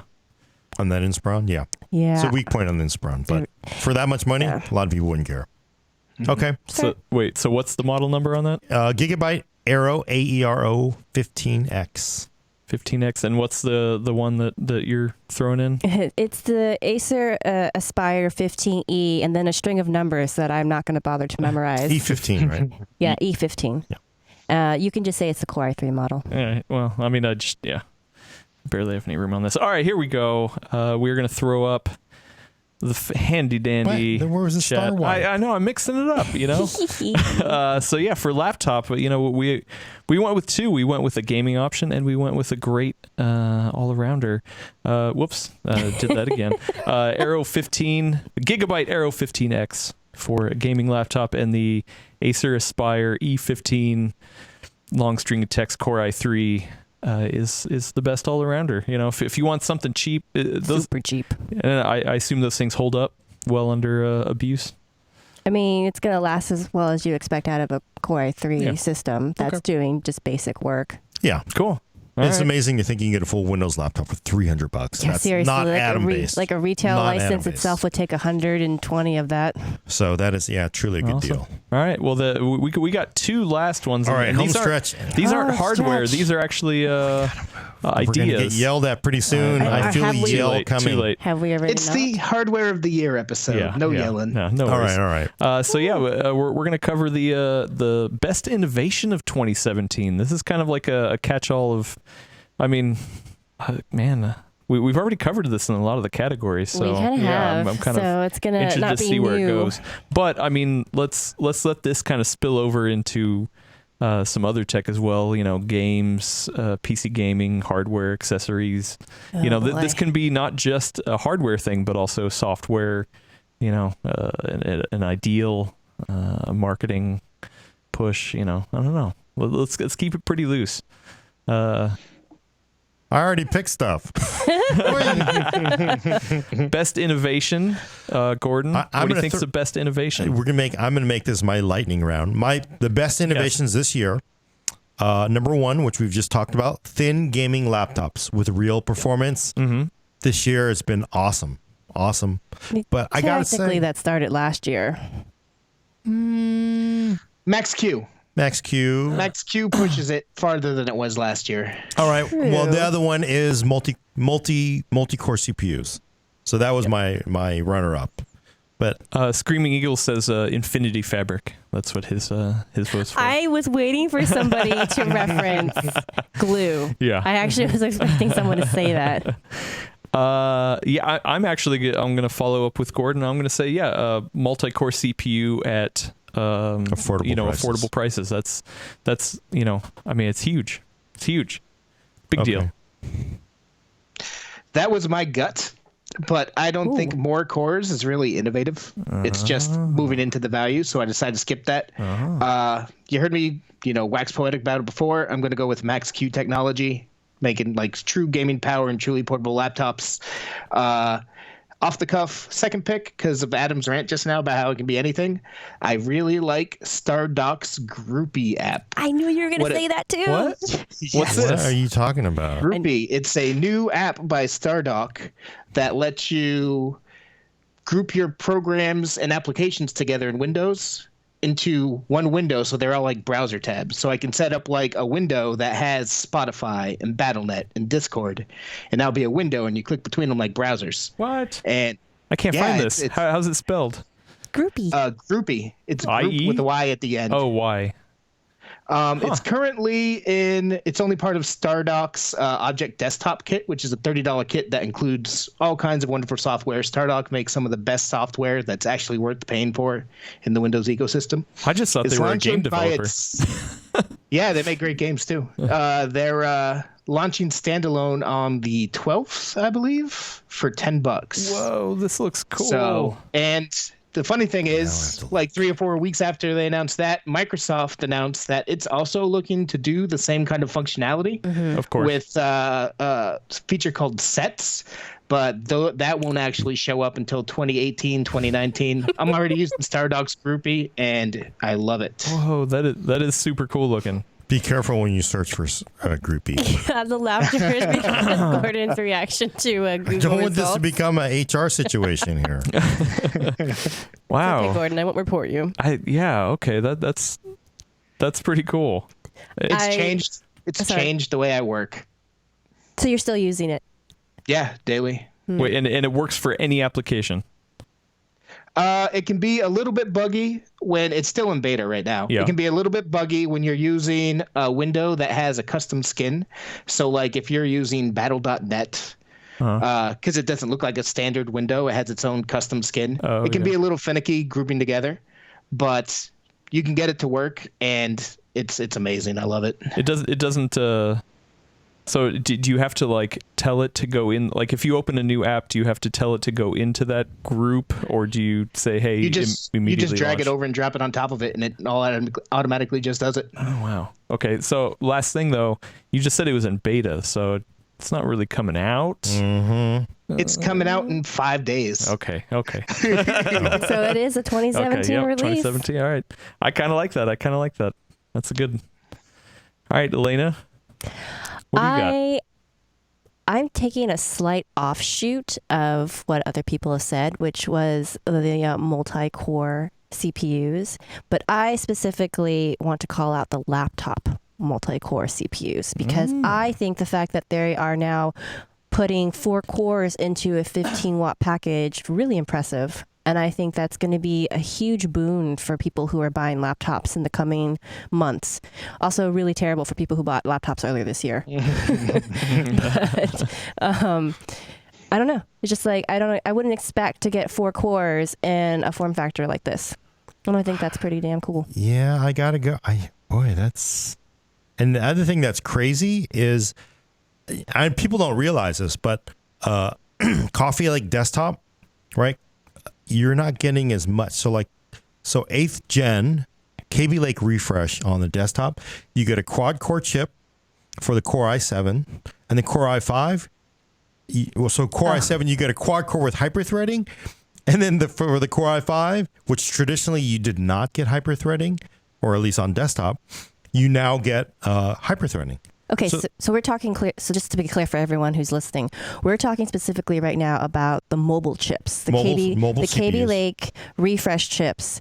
The i5 chips now come with hyperthreading, whereas Coffee Lake, which is also 8th gen, but desktop Coffee Lake does not. The i5s remain the same as they were before. They still have no hyperthreading.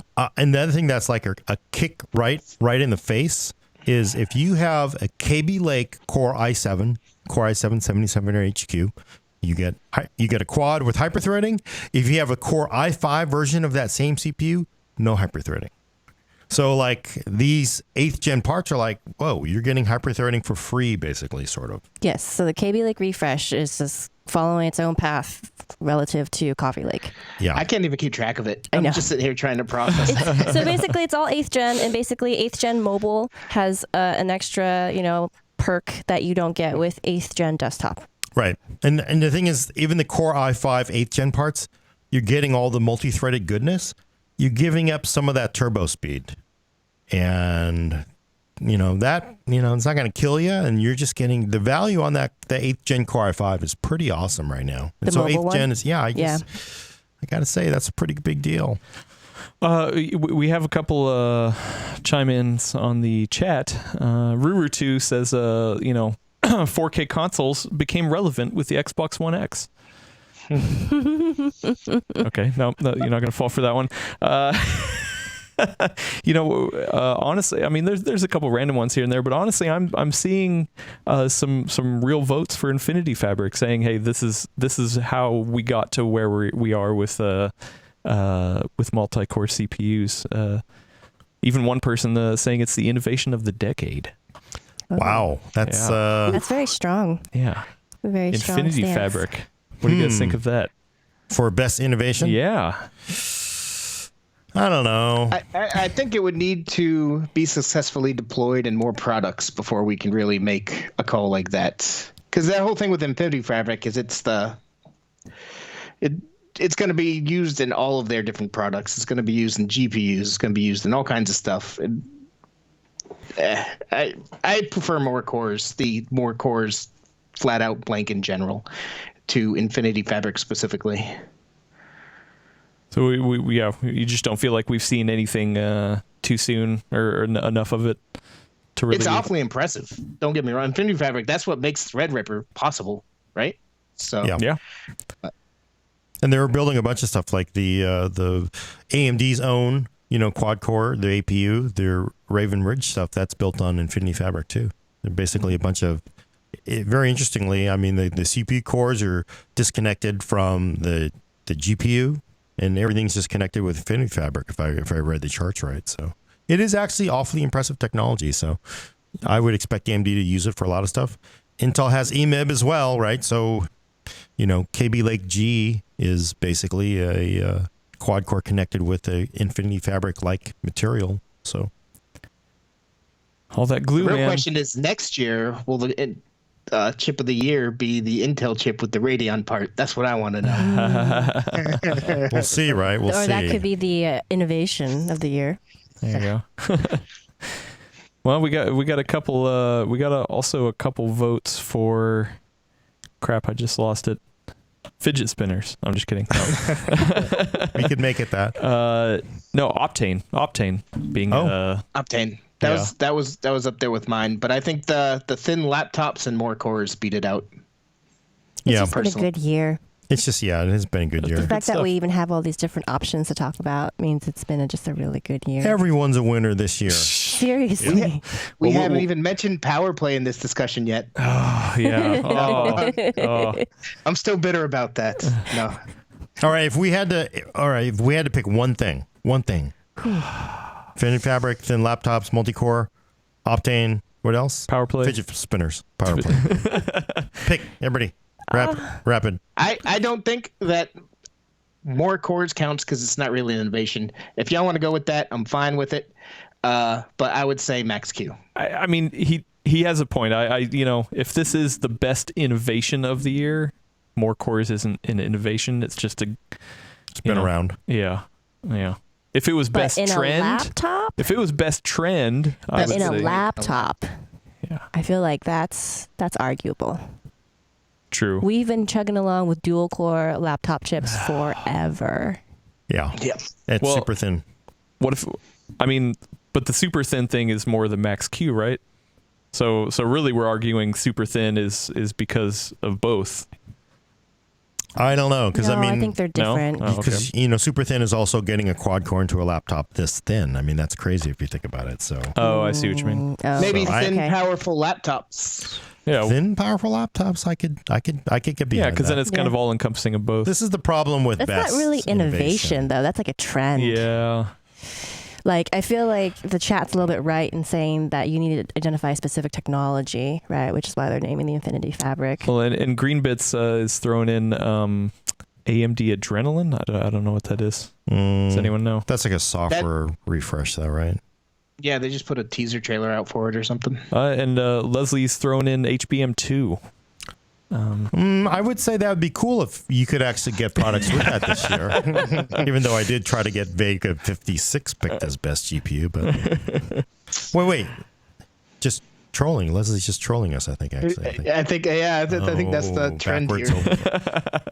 The trend is trolling. Best innovation, trolling people on the Full Nerd. I don't know. What do you think? I mean, this is the problem with having open-ended. Yeah, true. I mean, if We're never going to get out of this hole. If we're gonna stick with innovation, I think Max Q is probably the one I would vote for. All right. That's my pick. Because Optane doesn't really excite This me is that not much. democracy. We Infinity do not have Fabric, to have you know. pure. We have 2 or 3. We can caucus, and that'll be it. You lose, Elena. I mean, that's how it's been the whole time, so that's not new. That's why it's all the bah humbug. It's just, or power play, you know. Trying to win back Brad's favor, I see. Well, no, we got people in the chat saying power play. You know, there's still people saying that the jump from FX to Zen is a great innovation. we just got to get out of this. We're stuck in this best innovation hole. This is the meaning. This What is do you vote for, Gordon? If I'm going to lose, we may as well throw it to you. Chat's really getting behind Infinity Fabric. Let's go with more cores. More cores. We really are More agreeable cores. today. That's because I'm hungry. I want to go eat. But no, really, I do Oh, more cores at a agreeable price, which was brought to us with Infinity Fabric. See, that's everybody can get behind that, right? more cores, good price, Infinity Fabric. Affordable multi-core. In fact, that includes KB Lake. But not Just- the Infinity Fabric part. Well, just simply everything. All encompassing. Well, yeah, thanks to Infinity Fabric, there's competition again. Yeah, we have. You Okay, have. that's okay, fair. that's I everybody. can do that. I can get on board with that. So how are we wording this? Multi-core. cores. You could just say multi-core. Multi-core computing. Ultra multi-core. Computing. All right. That's the best innovation of 2017, according to the Full Nerd, is a multi-core computing thanks to Infinity Fabric. Yeah, great. Power play. And power play. Power play. This is how bills get passed in Congress. They just Yeah. let's just throw everything in You there. just throw in a couple things. Move it along. Yep. All I right. think you actually are very right. All right. Yes. Yeah. Infinity Fabric for the win. Okay. All that glue. Worst trend. Last one. Worst trend. Last one. Worst Home stretch. trend Okay, of I'm going to go 2017. first. Do it. And technically, this started way before this year, but I feel like this year is kind of the flashpoint. Loot boxes. There's a lot of people in chat saying loot boxes is what we're gonna pick. Yeah. I have started they're that. saying. I've thrown that out there. Yeah. Okay. I had alternates, but Well, we should hear the alternates. I was going to say forced Windows 10 upgrades suck. Oh, Expansion packs that come out weeks within the new game release. That's called cutting the game into pieces and selling it to me as an expansion pack. That's not new for 2017, There's though. nothing as wrong as loot boxes. I'm Man. totally behind that. there's a lot of Loot boxes have just utterly ruined almost every game that EA put out this year, and it's getting real nasty and gross. I'm 100% up behind it. I had computer hardware prices. Oh, Everything's so yeah. expensive No. you can't build an affordable. Oh, Also- building. miners. Yeah. Yeah, that's hard to Ooh, choose now. miners. 'Cause, like, Look, But loot boxes make me angry. But At least in the form that they're being deployed. I think they have a spot. I mean, like I think expansions have a spot. I think paid DLC has a spot. You got to do it right. The problem is Overwatch is real successful. Everyone's trying to put these, random dice rolls that you pay for into every game. It has no point being a Need for Speed. It has no point being in Star Wars Battlefield 2. True. And they're just doing it wrong and making games worse to try to cram it in, and it makes me angry. well, what about miners that drive up prices? I was going to say that actually makes of me angry, hardware. too. So that's that frustration, I think. You can't really be mad at them. I can be mad Yeah, at, you know why can. I'm so angry at miners? I hate miners because I didn't start mining when they started mining. That's why I hate miners. That's why I hate them. You built a Bitcoin machine years ago. Yeah, but that was just for a review. But I'm just saying that's Should've my left it on. anger. My anger at them is they have money I wish I had. So yes, that is a fair. But I don't. So you're mad not at like the loot person, boxes. not the trend. I'll throw one in there that I was going to vote for, and we had a couple people in the chat. RGB lighting everywhere. Oh, come on. You don't need RGB lighting on a sound card. Yes, I mean, you don't. I mean, it won't need match the rest of your gear if it doesn't. True. But then again, to Brad's point, I don't hate that. It's just I think it's real dumb. So yeah. Well, Turn it if off. it pulses to match the beat to the music, then that gets a little bit smarter. That is I can pretty get cool. behind That is pretty cool. I don't know. Yeah. So, man. Yeah. So now the chat's saying, hey, miners versus loot boxes. That's Yeah. which is the lesser of two evils. But I swear, with miners, I'm just angry.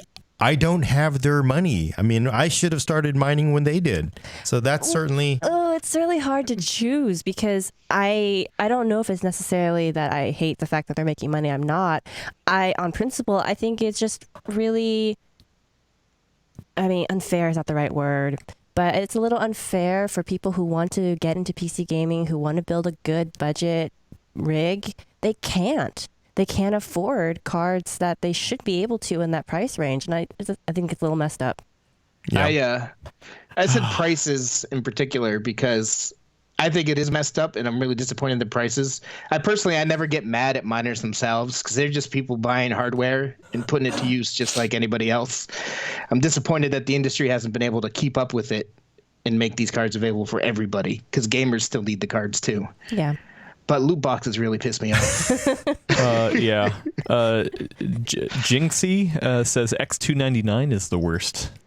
I kidding. only you could say V-Rock, but they came back and they're giving you away for free. But I mean, Are they? I thought it was only like certain types. it's up to the board. They're coming with the motherboards is what they're doing. So they're bundling it only. You're not going to buy it as a you're not going to get it in a loot box, which I'm sure they considered at one point. But no, it's Can you imagine? $2.99. yeah, power hungry, but if you're not overclocking, it's not that. RJ Santiago says, "How about shit airflow in cases that are horrible?" Sorry. Cut that language out. How about poo-poo airflow in cases that is a horrible trend for enthusiasts who overclock? That's right up there, and that's the reason I picked the Meshify C for my case of the year. But it's not as bad as RAM prices, graphics card prices, and loot boxes. That's the unholy trinity right there. Yeah. All right. Well, if it feels, I mean, there's plenty of people saying that the mining thing is the worst, but it feels like the loot boxes is taking it in the chat at least, and here I think that's where the most anger is. For me, the mining thing is a supply and demand issue. Right? That's all it is. It's economics that suck right now. Yeah. Whereas loot boxes are people making games worse to screw you over. And that's why I hate argument. it. That's actually a very compelling argument. True. So I'm fine going loot boxes. I think it's, I think we already knew it would be loot boxes. The worst trend. I'm sure everybody. I can't scroll up to the top, but somebody said that like at the very beginning of the show. Loot I like boxes how just- the entire show is all hardware. Screw you, loot boxes. Yeah, and I think there has to be vocal opposition to it too, because it's a trend they're going to keep doing if people don't keep screaming about it. So, And right now, the U.S. is like one of the few countries that hasn't started regulating it, right? A couple of different countries and states have looked into that. Yep. Oh yeah, okay. Belgium, I think Hawaii. I know some European states already ruled it as gambling. Yeah. So they're regulated that way. yeah. Oh, it's nuts. All right, well, let's wrap it up with this final graphic. Let me find one more cool animation. I'm going to go with this one. Let's try it out. Boom. Oh. Jagged edges. The worst trend of 2017, according to the group of Full Nerd crew, And readers. Reader's choice. and our audience on YouTube and Facebook is loot boxes. Boo, loot boxes. Burn them. Don't be back next year. We are not looking forward to you. Yeah, unfortunately, I don't think they're gonna heed that advice. Well, so. didn't EA walk back on the Star Wars ones? Yeah, but Because they Temporarily. had so many people had that were to. angry. Yeah. you did the joke of the internet because of it. So the entire internet, which is impressive. But Sweet. Well, that was a big episode. Let's get gosh. out of here. I'm hungry. Lunchtime. yes, Yeah. I'm gonna It's take been us a out. long show. Yeah, let's do it. Thanks everyone for chiming in. This has been fun. This was one of our most viewed and listened to episodes last year. So hopefully people like it this year. And then next time we have the predictions. And Yeah. I Oh, yeah, believe yeah. the literal eating of words. Yeah. Next episode we're gonna go over the predictions Gotta from drink a last lot of year, milk. and then making new predictions for next year. I've been thinking about whether we should eat the paper first or second, because if we eat them first before making new predictions, Oh, we might be like, true. whoa, I shouldn't make as many predictions this year. True. That won't stop you. No, stop, Gordon. Yeah, that won't stop me either. All right, cool. Yeah, let's take us out, Gordon. Is it in 2 weeks? Next week. If you guys are down, I'm down for doing it the next Tuesday, or Alright. 2 weeks, Tuesday the 19th. Cool. All right, we'll check back in 2 weeks for your fix of PC talk on the Full Nerd. For audio listeners, subscribe to us on iTunes, Google Play, or Stitcher. Send questions and comments to thefullnerd@pcworld.com. I am finally checking them. Thanks for coming. I'm Gordon Mong with Brad Charkis. Power play. Vega 56. Vega 56. And Elaine Yee Bye, everyone. and Patrick Murray will take us out. Have a great holiday. See you later. Sorry, it's just...